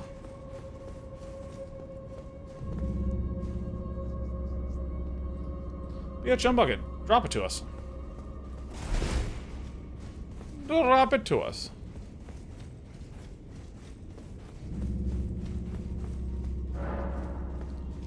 Alright. So, I'm nearly certain the secret.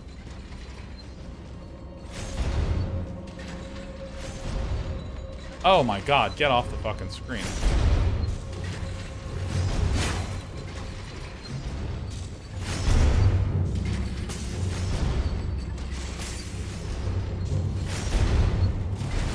I think I see.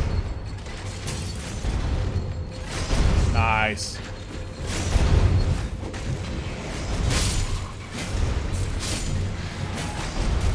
Sick.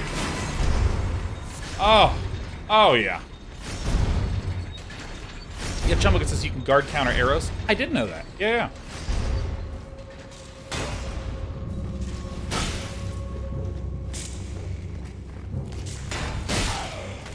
Oh. See, look. Get a little healing damage in.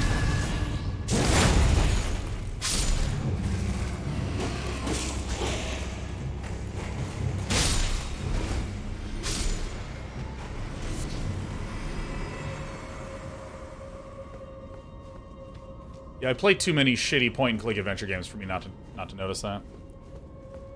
Play way too many lateral thinking puzzles where the designer was not actually making a cool puzzle, but is instead a fucking asshole.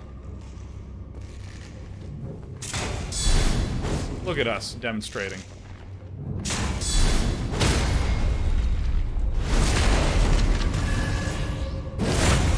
Time to arrange some turtle bones. Hell yeah.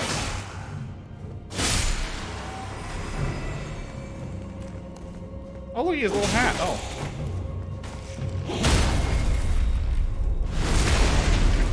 Chumbucket says, well, I consider myself thoroughly coddled by good game design. That's right. I come from an era where when I think the good old days of games, it's when games were trash. Wall-to-wall trash.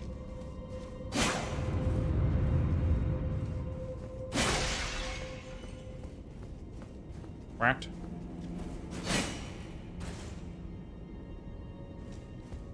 Okay. Alright.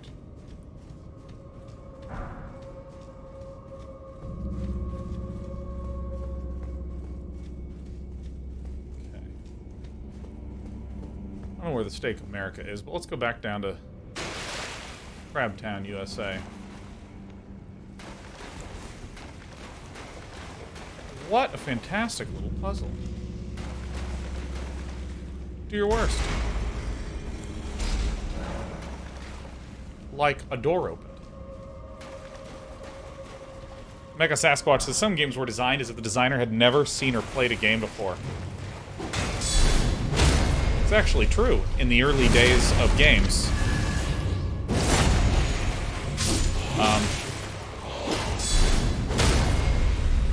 There's a lot of heavy influence from tabletop games, where with tabletop games, one of the sort of interesting things that emerged from things like Dungeons and Dragons, where you have a DM where if the player decides to do something weird, the DM is actually a dynamic, living, changing rule set that allows the ability for players to try insane things and for the game to account for them. It's great.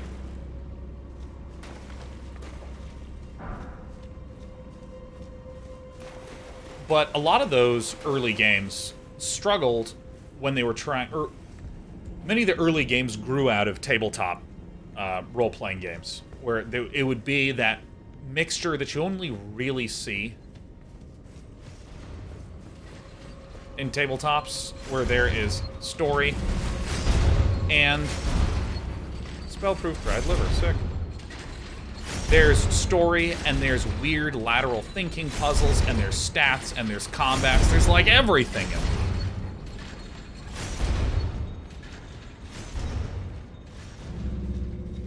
But this is a really well-made dungeon. What is it? There's a thing, what is it, in puzzle design where there's, can't remember what the first two things are called, but I know that there's what's called the catch, right? Where there's, oh, okay, so I need to go into the dungeon until I find the lever and pull it and open it up to the boss. Then you start going through it, and what happens is you enter into a room where you see that there's the lever and you can't get to it. And so you go back through and you see no doors, and that's the catch. And the idea is that you go along the pattern of what should work, and as you're going down the pattern of what should work, so you encounter something that makes you go, wait, it doesn't.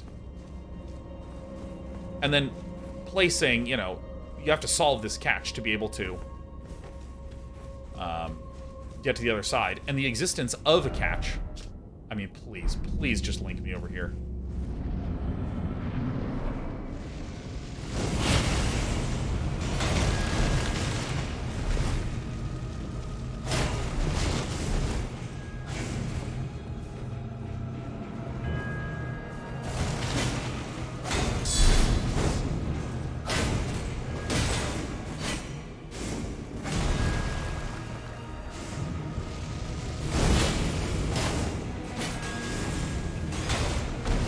Oh, that just always trips me, huh?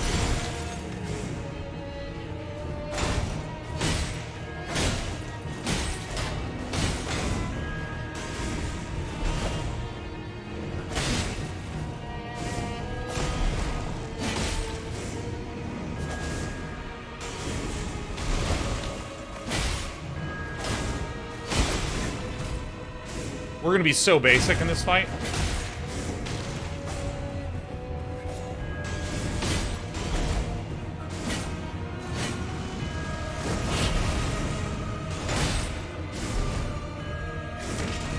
Ah, fuck.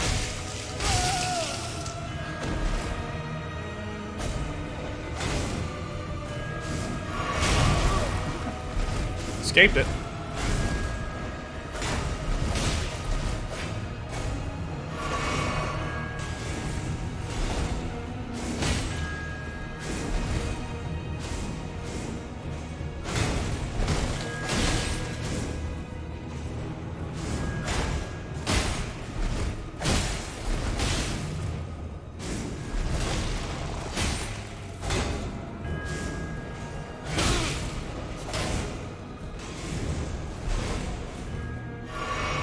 Alright, we're okay.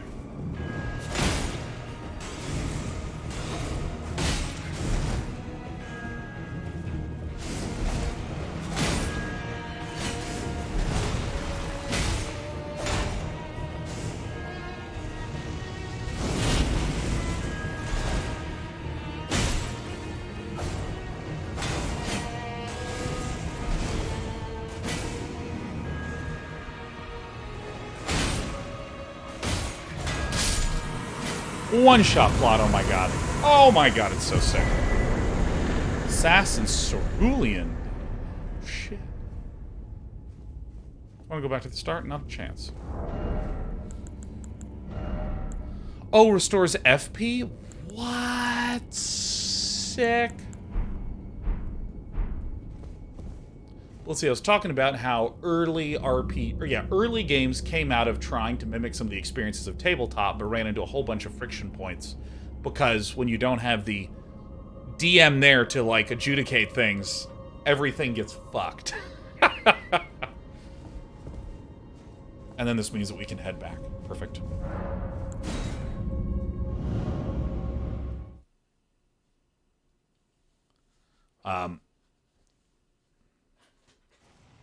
And before that, we were talking about something else that I don't remember.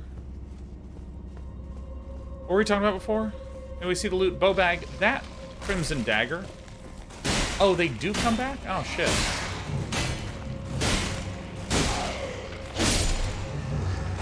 I thought that they didn't come back. What was the other item you got? A crafting recipe. I'll show you that. Bow bag, gifting 5. What up, bow bag? 30,000.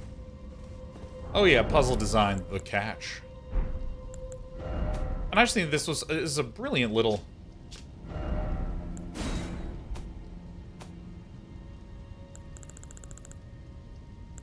Brilliant little piece. Mark of the Knight of the Black Knives ritual. Oh, it's not a blueprint, it's a knife print. On the Night of the Black Knives, someone stole a fragment of death from Malekith, the Black Blade, and imbued its power into the assassin's daggers. Oh shit, it's some sort of key fucking item. Oh shit, oh shit. Inventory. Actually, I'll just do this. Fucking sick. Hey, thanks, Bobak. Master Mike says, that's a long-winded question, but I think you'd like. Yeah. Let's do it, let's do it.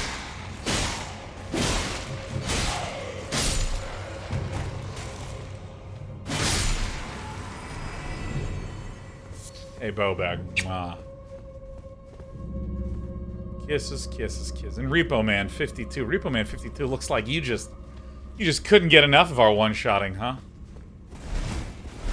Thanks, Repo Man. Thanks, Repo Man.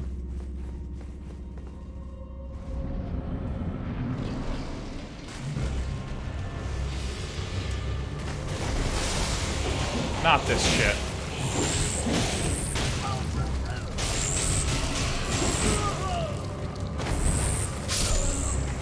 Okay. We did, in fact, not one-shot that shit. Are you ready for this? Are you ready for something you've never seen me do? Apo C says, alright, gotta go day 9. Hey, thanks for the 1,000 bits, and have a great night, Apo C9. Keep poking them for me, don't you worry. Pokety poke, poke, poke.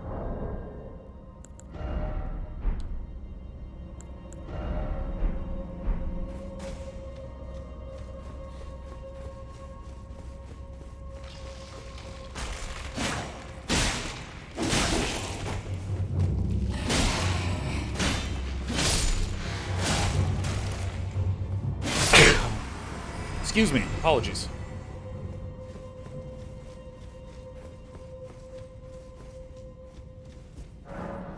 Summoning pool is now functional.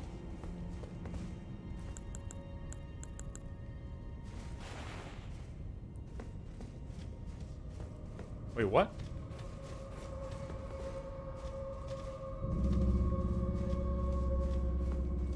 What?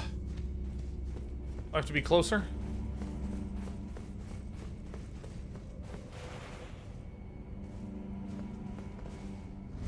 Alright, here we go.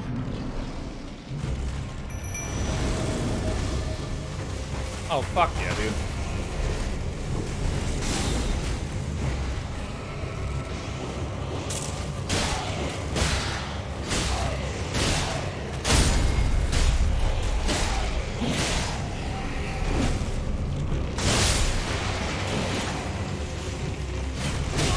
Oh, shit. Fuck.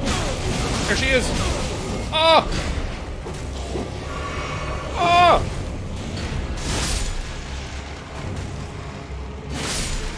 Dude, look at my summons. I'm so sick.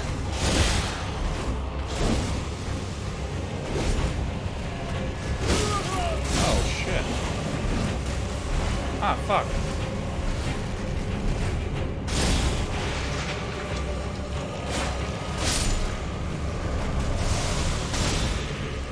Oh, get me the fuck out.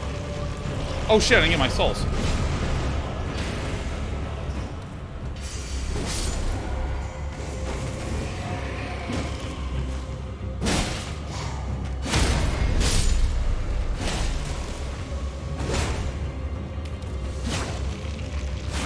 Fuck me. Thank you.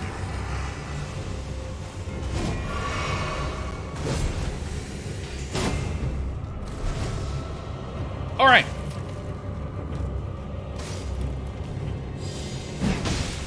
Oh my god, look at the damage.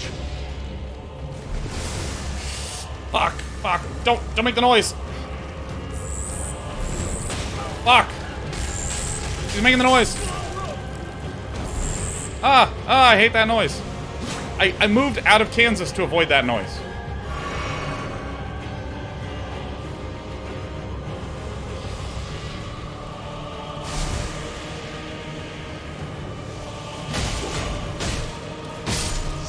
Oh my god, she's so weak. I'm such a clown. I used summons for this. Twin Sage Sorcerer Ashes. Unbelievable shame. Hot Garbo. The beast died. Death root. Give me that D root. Back to back, I say. Lived in Kansas, can confirm you have the Have you seen a single mimic yet? I don't know. I don't think so. Might have to use a restroom real quick here. Oh, this fucking jerk.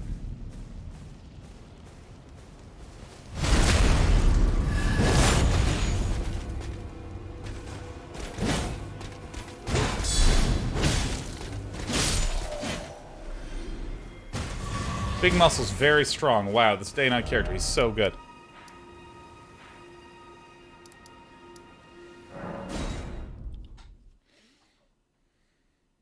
We should go to my Garank bank. Love my 71, having fun. Maybe 72.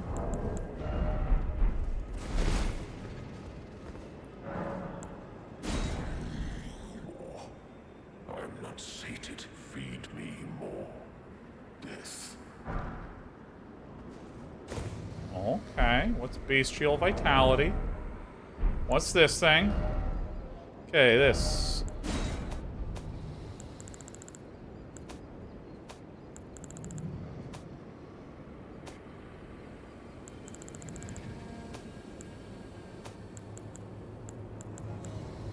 There it is. Oh! Oh my god, I can cast this fucking thing. Holy shit. We did it. We did it. How many death root have I given? I believe 2. Maybe 3. Alright, give me a quick moment. I need to use the restroom.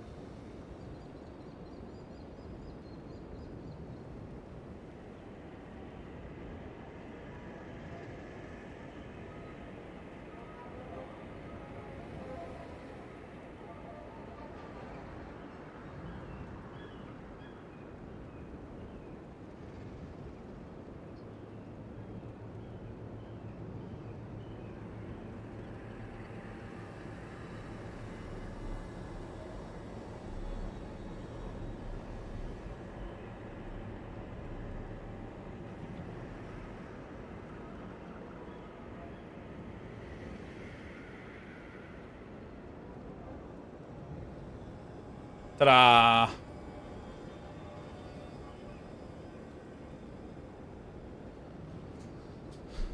And this is the Ruined Labyrinth. So I can go up this side, but I think I'm going to go to the Ruined Labyrinth first. And then explore up towards this. So good. So good this game is. Are you ready, everybody? Are you ready? This is going to be sick.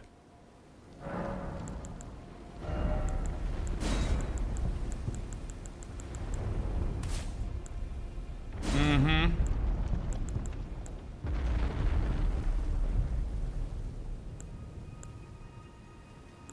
I have enough for flame. Grant me strength.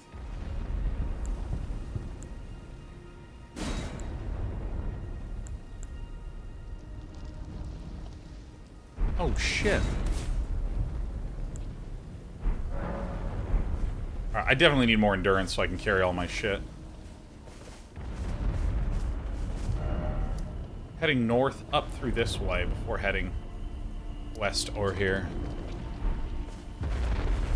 Although I think I could go west. Oh, I can. I know where we are.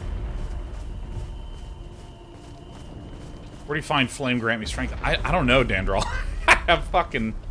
I don't have an idea at all.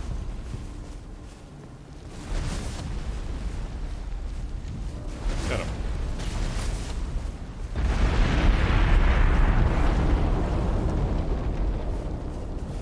Excuse me?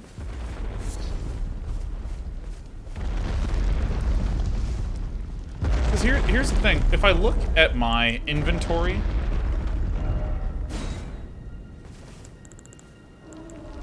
Walking Mausoleum. I need to clean up around its feet first. Special moves here, huh?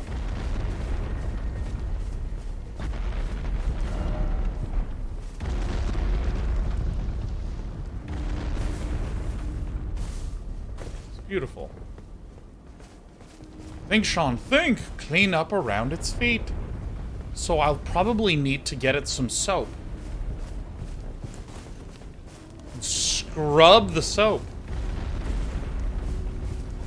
Yeah, I mean, I'm sure that if I spent the same amount of time and dedication that we do and mostly walking to that sort of thing, maybe it would uncover some incredible truth. But I really don't fucking know.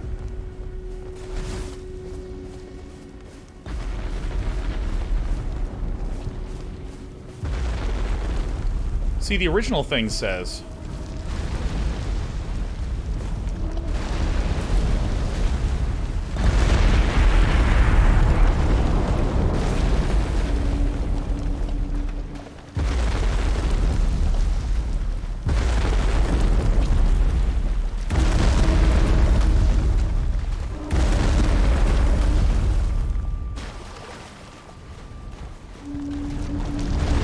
Well, this is bad news.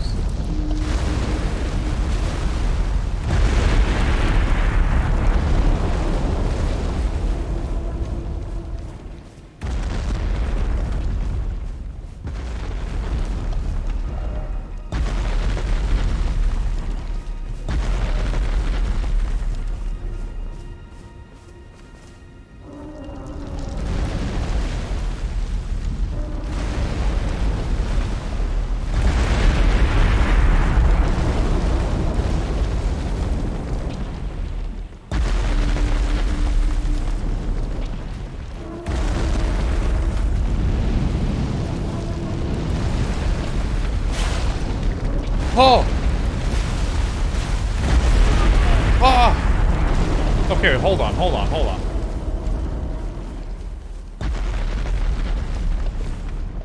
Oh my god, wait.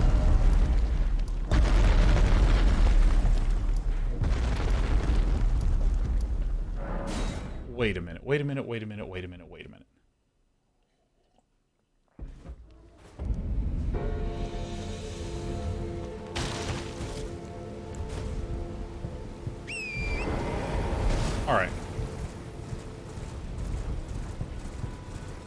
Alright. I feel like this one maybe doesn't even move.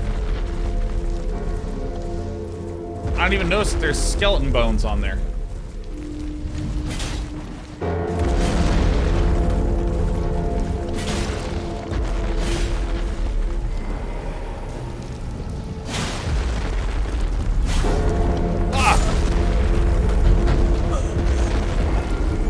So annoyed. So annoyed.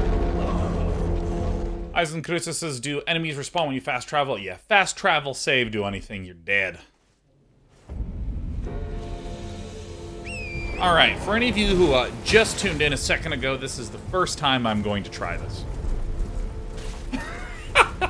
This is it. Very first time. Let's see what happens.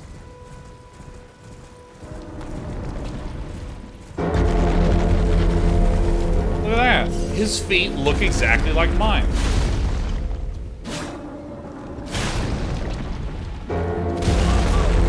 Fuck me, man.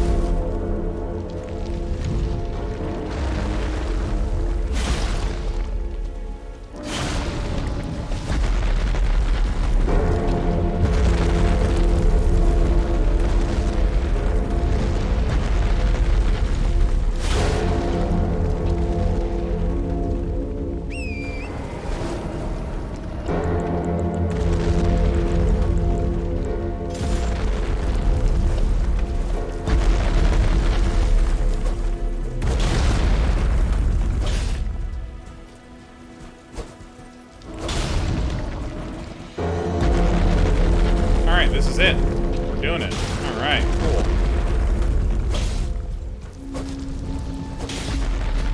Fuck, I hate the horse.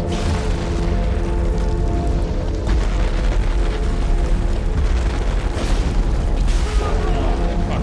No. Otto.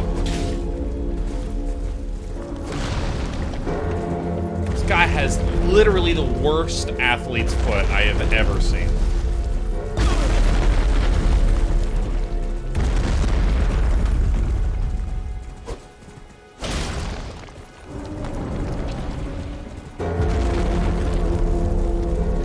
Are we done with this foot? I assume that it is an athlete's foot powered mausoleum, right? It's empowering itself with the souls of the dead, or something like that, right? That's what's letting it walk. It's walking mausoleum.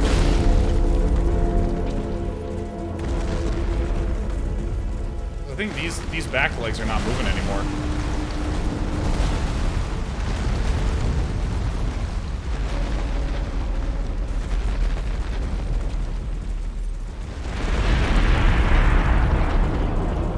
Holy shit.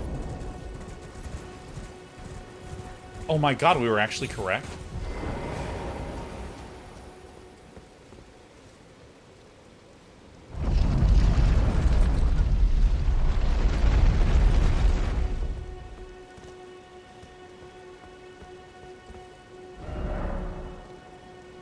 With the remembrance duplication menu, you can duplicate remembrances you've previously acquired. This includes remembrances from which you've already drawn out power.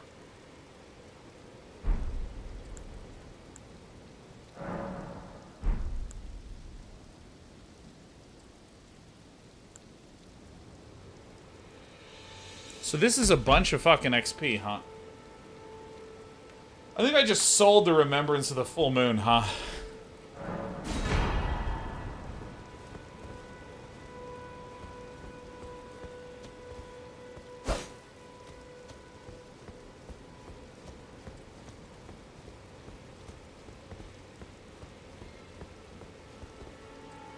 Can I not get both? Yeah.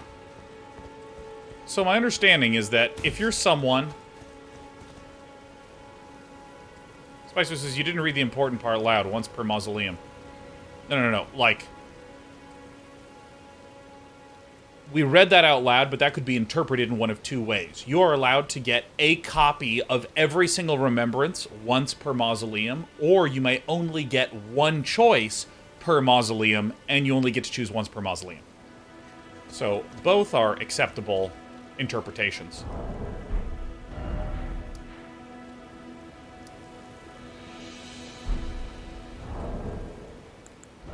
So that's why I was like, I wonder which one it is.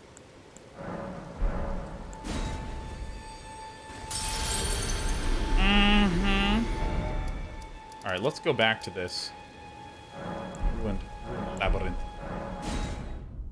Isn't that incredible that I just do that? And I, like, have no regrets about it? Isn't that just, like, a stunning thing about me? So let's see here.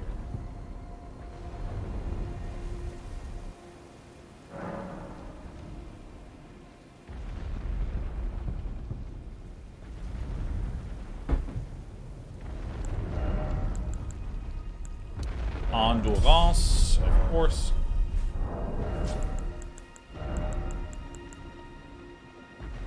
Hey. Well, it could be that our Naginata is just a wee bit heavier. Haha, heavy cross Naginata, okay. Alright.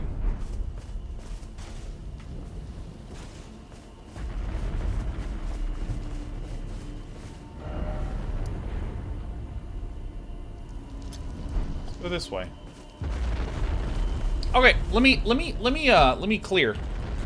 So I'm clearing because for any who want to talk about different Mausoleum mechanics and here's the thing to do here and there, we're not asking that yet. Oops. Like, get the fuck off, you idiot.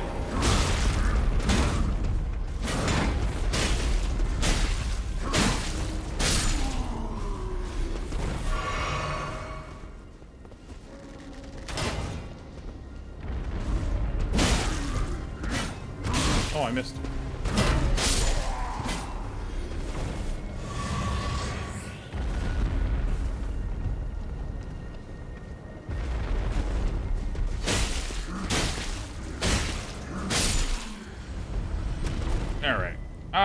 Alright. So I'm gonna take out these guys then. I'm actually gonna head this way. Oh, wait a minute. I think I see.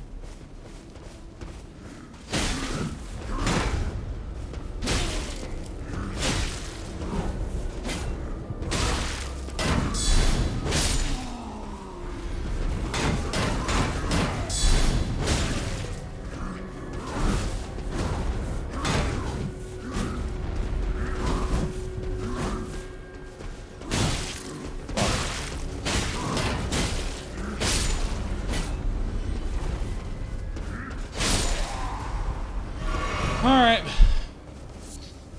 So I see. So there's actually... That's actually the only way to go. So I think that this actually curls up like this. There's a wall right here that we can't actually go through. So, you know, let's just like... Because I think this curls back, and then I have to go this way. Which is a really interesting way of making like a little zone out of the open world area. Now, let me do a quick reset here.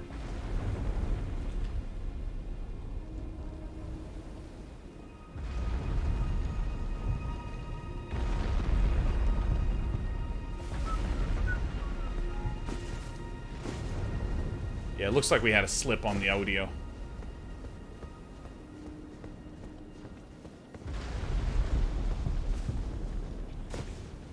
So I see. So this is actually a linear sort of path to here, and then if I want to head this way...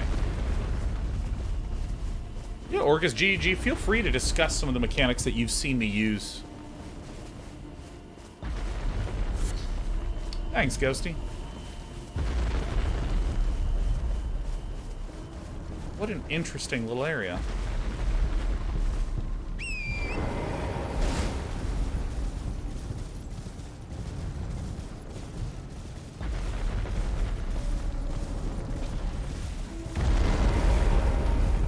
Well, I already did this.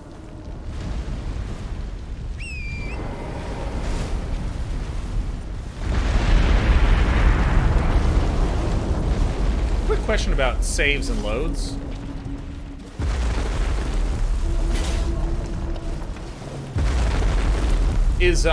Does the Mausoleum stay bowed forever?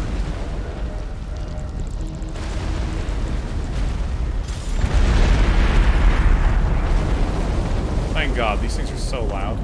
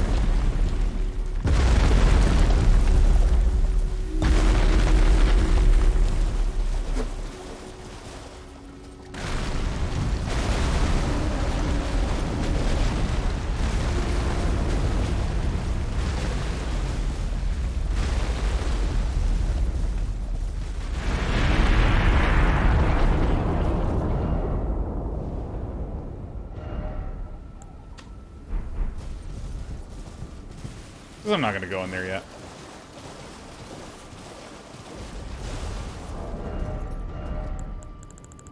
I really need more endurance, though. Because I have my heavy Cross Naginata weighs 8. Jeez, I mean, I actually have a lot of weight on here. I might actually go back to this.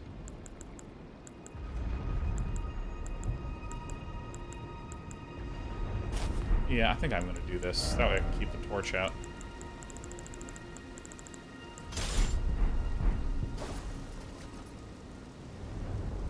Hmm.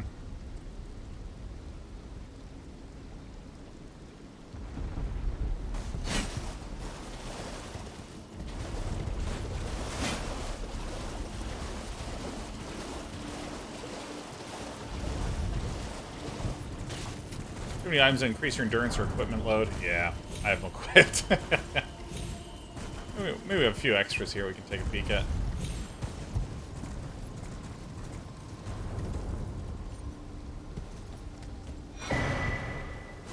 Spiral horn shield. Sick.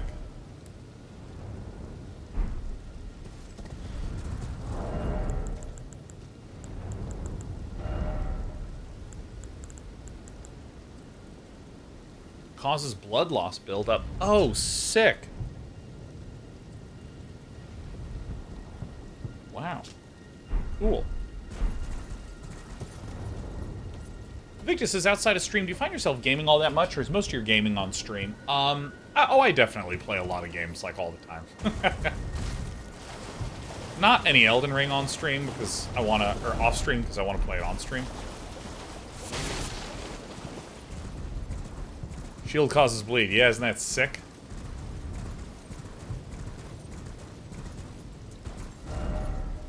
Yeah, so here's this little forested area here.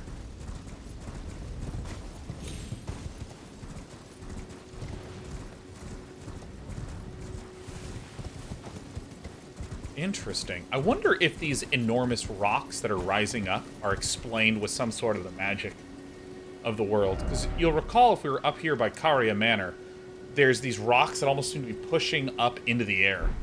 Like they're floating.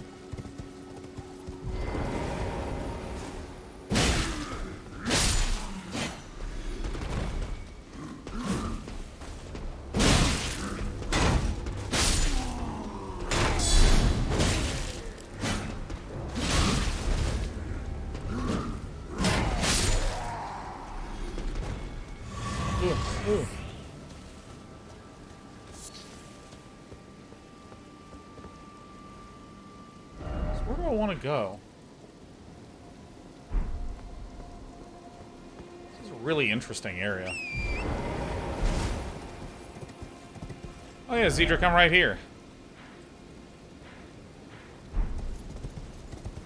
I'm having a blast. I just learned how to down mausoleums. I'm feeling pretty cool. How many houses have you blown down? 5. 5 houses. It's really good.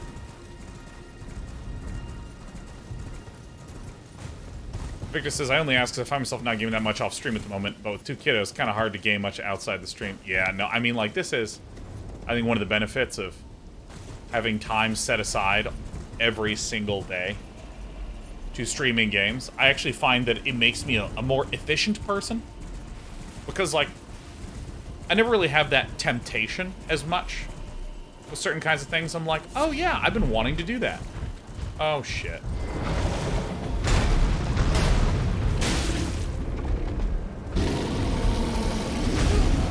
What?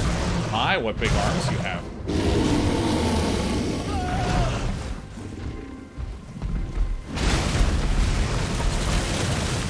SB. Hey, oh shit. Hey. Hey. No, get out of here.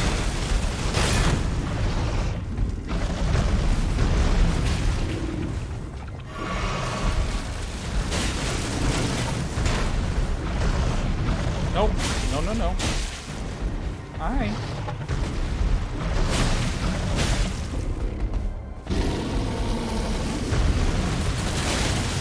Thank you for being patient, sweetheart.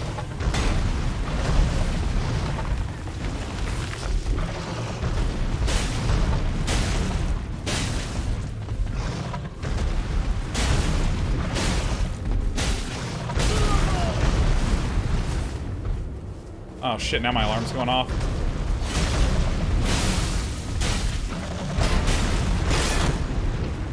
Ah. Ah.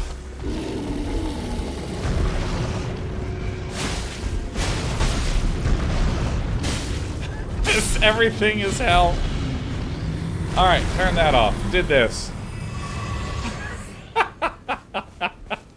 That was... Come here, hi! Dispy. Come here. I know, yep, chew on everything. Oh, I got my little buddy here. Linus is honestly surprised one of these bears hasn't become an Elden Lord yet. Yeah, dude, I mean, let me tell you, these are robust little bear guys. Alright, here we go.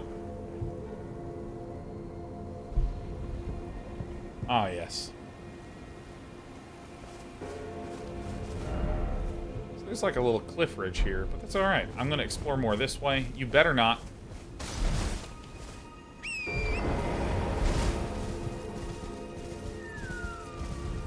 See, it would not surprise me if magic caused these kinds of incredible rises in the rocks. You know, there's this very specific formation of rocks just lurching up. Alright, let's not... Could we... Don't kick that. Don't kick that.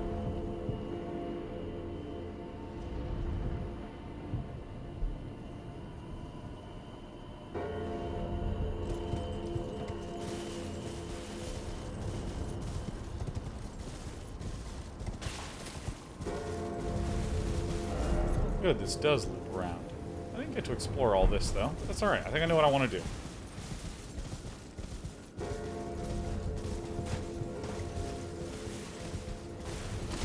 I bet you that's the story with all this stuff. That these great plateaus were constructed.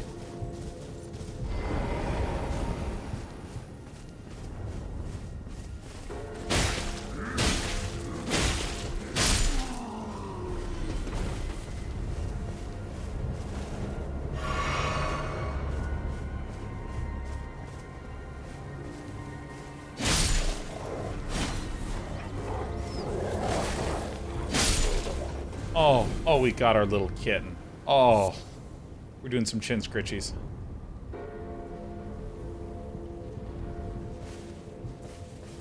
Cedric says, after getting stuck under the world, I can confirm that these rock formations are caused by some people carefully shoving blocks of geometry together in a level editor, not magic.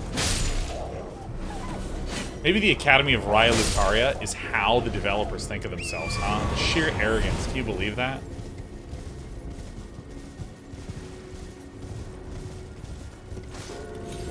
The reason I make this assertion is that if you look, we were over there, just behind Caria Manor. You'll see that these rock formations, sweetheart. All right. Oh my God, you are a chunky turkey. Right, like so. These are like rising out of the ground, and when we even looked under there, it looked like a lot of them didn't even connect.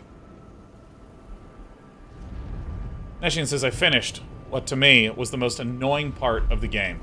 And to decompress instead of, I don't know, reading a book, I rune farmed instead. This game keeps you in it. Dude, it's so good. Elden Ring is...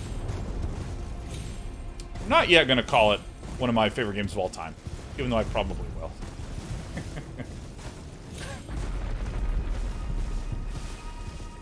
Even though that seems pretty inevitable at this point, huh?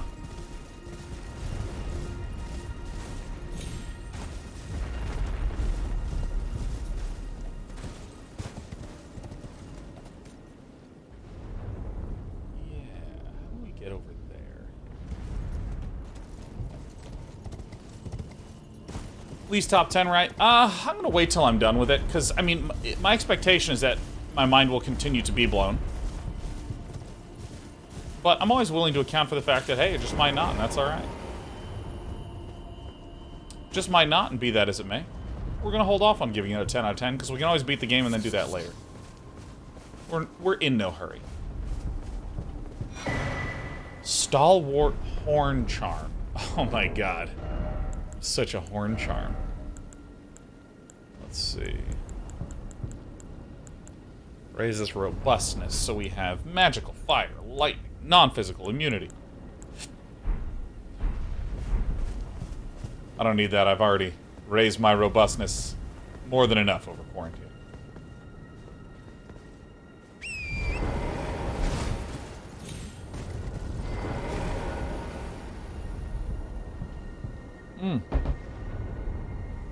Pinfieldorf says, get a chance to watch that bad movie yet? No, I didn't because my wife and I watched the third Twilight movie.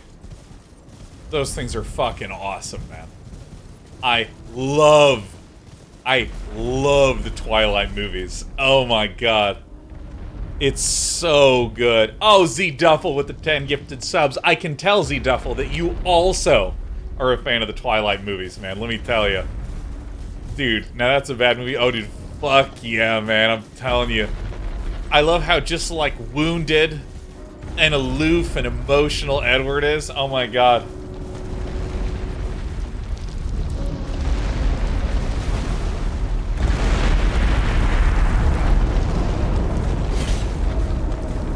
Just stab the skulls. Yeah, alright.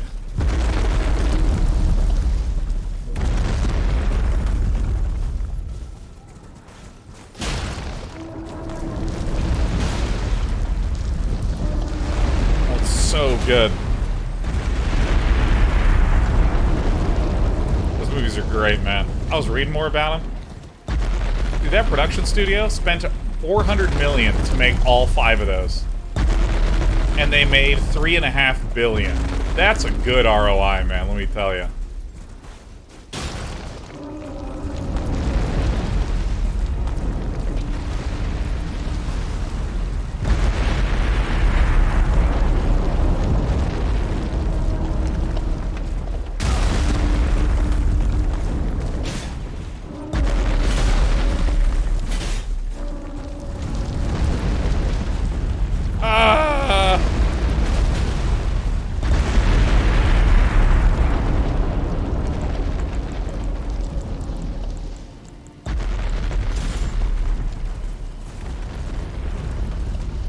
Twilight's incredible. I'm actually tempted to go read the books now.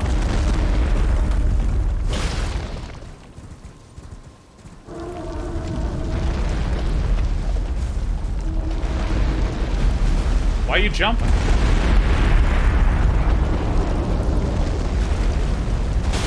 Oh, fuck.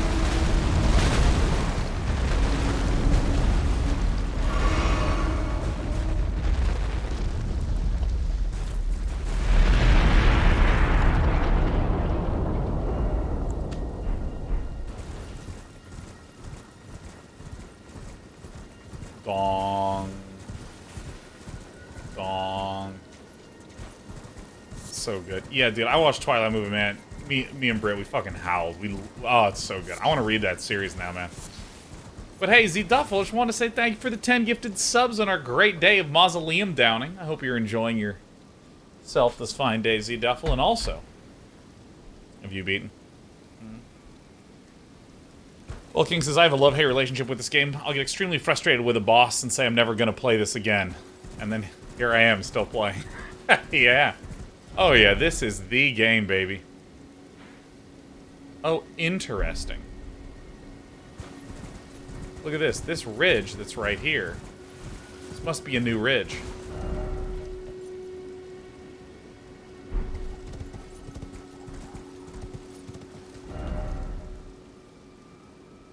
So, I think that...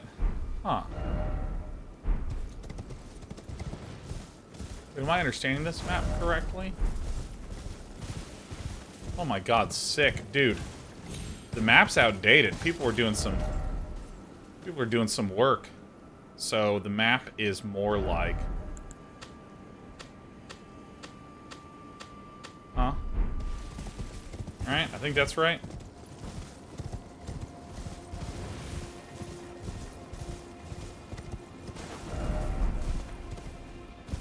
Nice. Sick. I think this is fucking rad.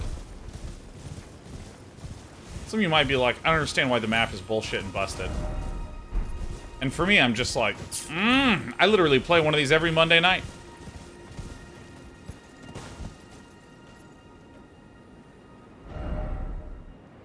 Ah, I see. And then here is the...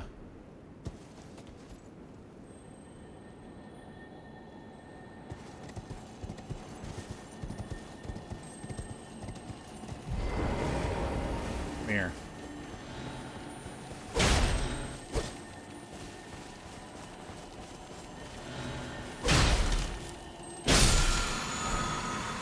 Somber smithing stone.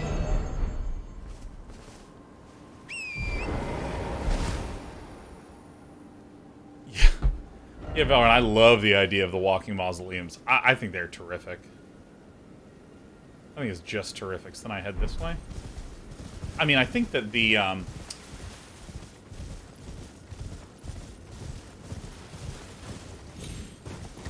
you know, combining something's identity with the opposite of the identity is just, like, classic awesome. Just classic cool, man.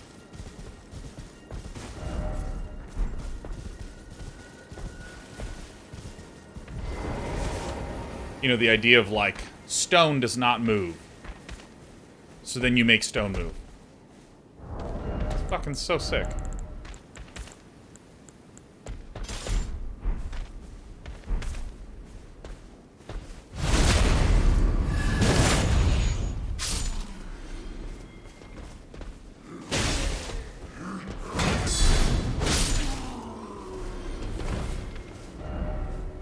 So, like, look at this. Look at this huge rock formation. I genuinely think that this is the result of magic. You know, it explains why this map shows a path here, but there's no path here.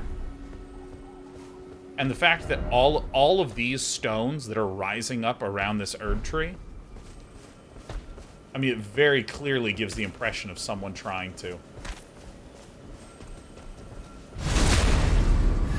enclose the space around and or control the Erd tree.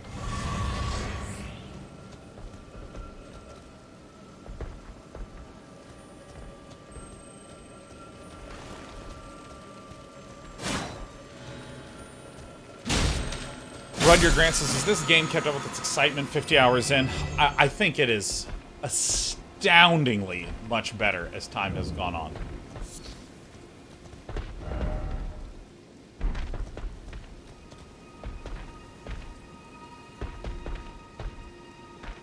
Lithium says, yeah, the roads that show up on the map and they're all broken up when you get there imply some sort of world shattering or something. I haven't figured it all out yet. Yeah. I think it's awesome. Alright.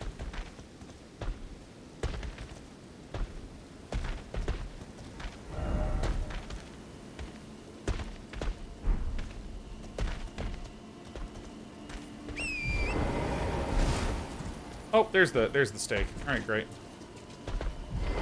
I want to make sure I didn't wind up screwing myself.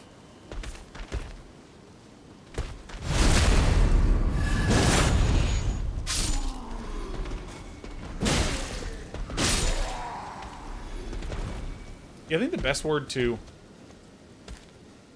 describe this game is maybe astonishing. I have been in awe so many times.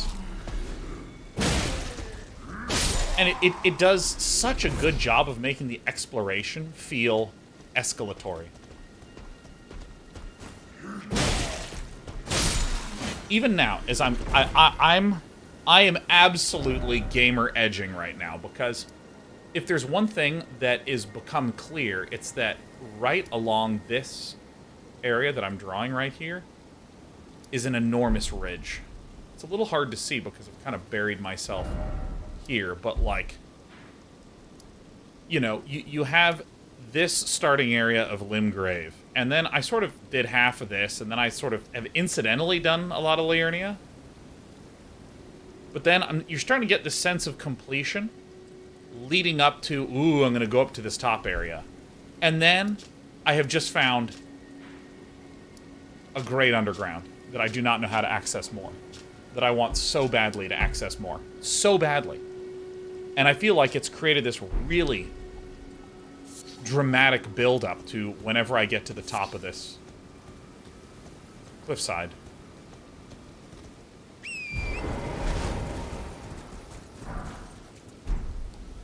Fur Raymond. Fur Raymond. Who's this fur? Oh, it's for Raymond.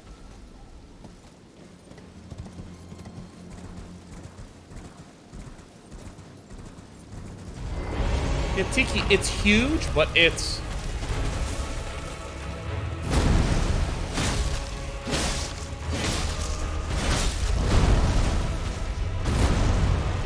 It's huge, but it keeps changing the way in which it feels huge. Jump to me.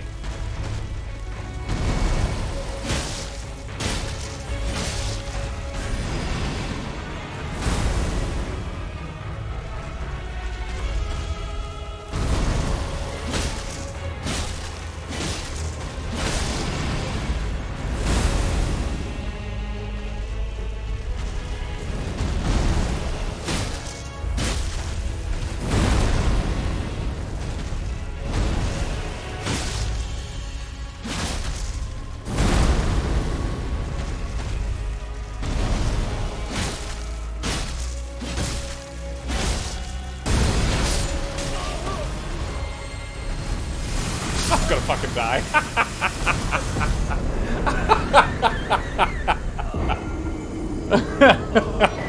Okay, I don't give a shit.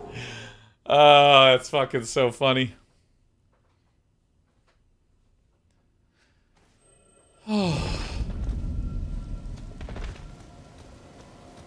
Still counts.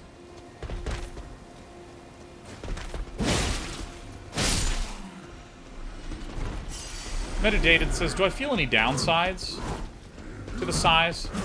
Well, I mean, so you guys know about Skyrim.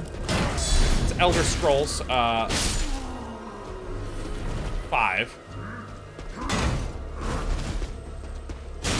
Oh, it doesn't block.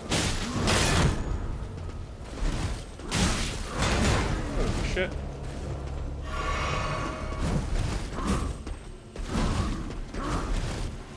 Skyrim is Elder Scrolls 5. Elder Scrolls 4 was Oblivion. Perhaps more famously, Elder Scrolls 3 was Morrowind.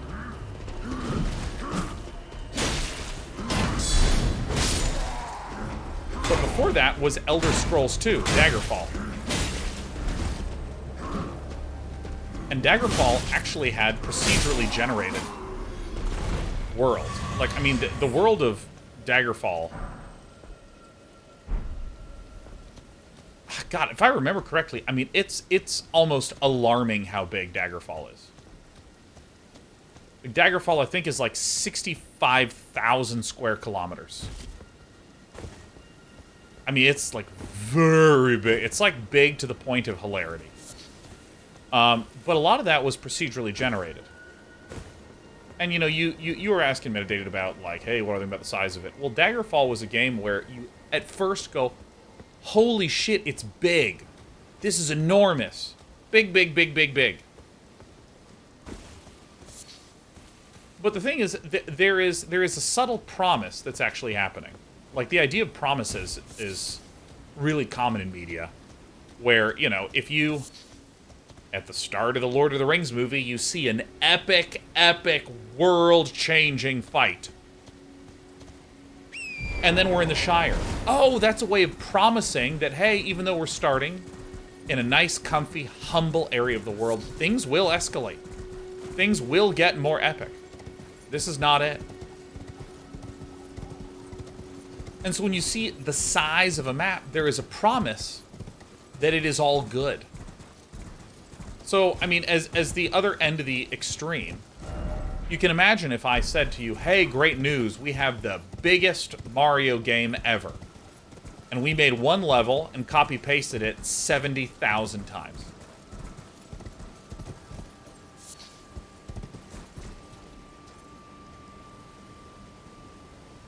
You'd be like, oh, well, that sucks. That's nothing. That's really bad. That's really boring. I hate that. All right, is there no... I guess there isn't a safe spot here. Huh. Huh.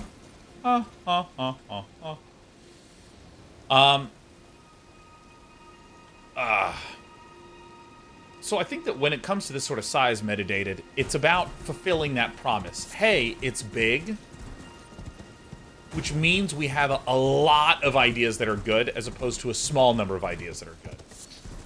Like Tomb Raider 2013. I love referencing that game because I've just been thinking about it lately, and I watched some more gameplay of it recently. That game's fucking awesome. I think I did it. I think I did everything here. But that game is short. That game was like 16, 20 hours. I loved it. I have no bad things to say about the game. But the game, for what it's worth, didn't promise to me that it was going to be gigantically big, and that's okay. How the fuck do I get up here?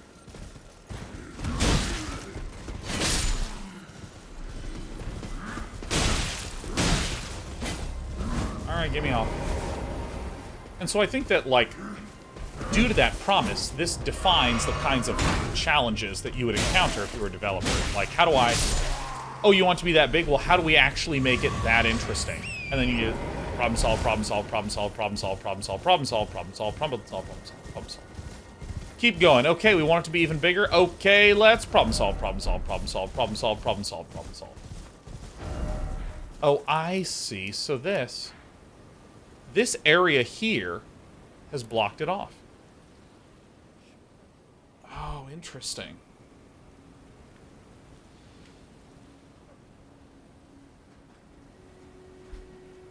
Oh, interesting, interesting, interesting.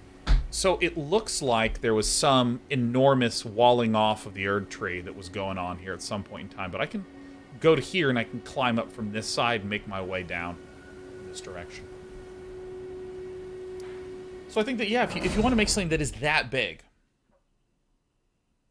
Brown says, were we not going to fight that Erd tree avatar? We killed it. We one-shotted the Erd tree avatar, and the Erd tree avatar one-shotted us. Just checking, just checking.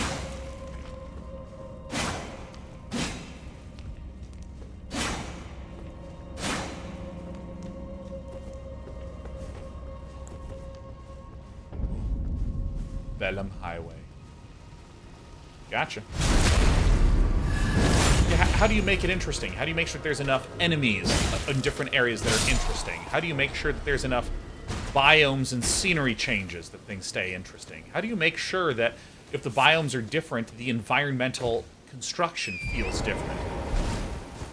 How do you make sure you have enough interesting bosses that stay fresh? How do you make sure that if the character has progression, that the progression can actually maintain an interesting feel for the entire duration?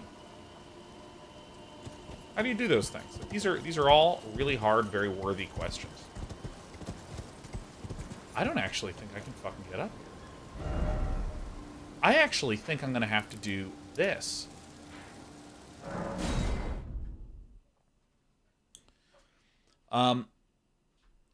And I use that Daggerfall example because the first time you start wandering out in Daggerfall and you find a dungeon and then you find another dungeon and then you find like another thing, you're just like, oh my god, it keeps going. On the 30th dungeon, you're like, this is so fucking boring. Something that I actually talked about earlier on that is slowly changing for me. I was like, well, I'm not going to use crafting. I'm not going to use the ancestral ashes. But as time's gone on, around the hour 50 mark, I went, maybe I'll try this shit out. Maybe I'll try fashion some grease. You know, let me do some greasy things. Let me try to experiment with some other things. Let me try to do some different physic recovery thingaronies. Right? Ooh, that's kind of exciting.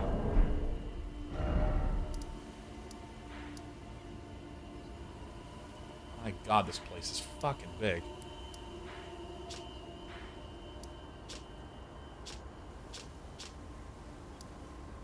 How do we think we get in here?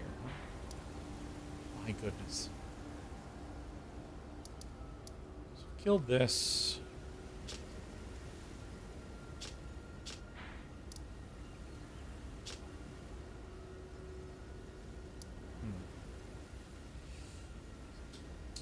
Yeah, so I think that that's an example of this game doing a very, very good job, thoughtfully and exquisitely giving us access to more and more, or Coming back to your game's big, what are the problems? You need to fulfill and answer questions. Like the highest level question is what makes the content keep staying fresh, and those sub-questions are how do you make the architecture of the areas fresh, the look of the areas fresh, the enemy encounters fresh, the leveling, how do you make the leveling up feel fresh? And I think that the example of the ashes and the example of the crafting is a different way to make those things feel interesting and compelling. I am curious as hell about these areas. I would not be surprised if there were some areas up here that gave access to some of the areas down here.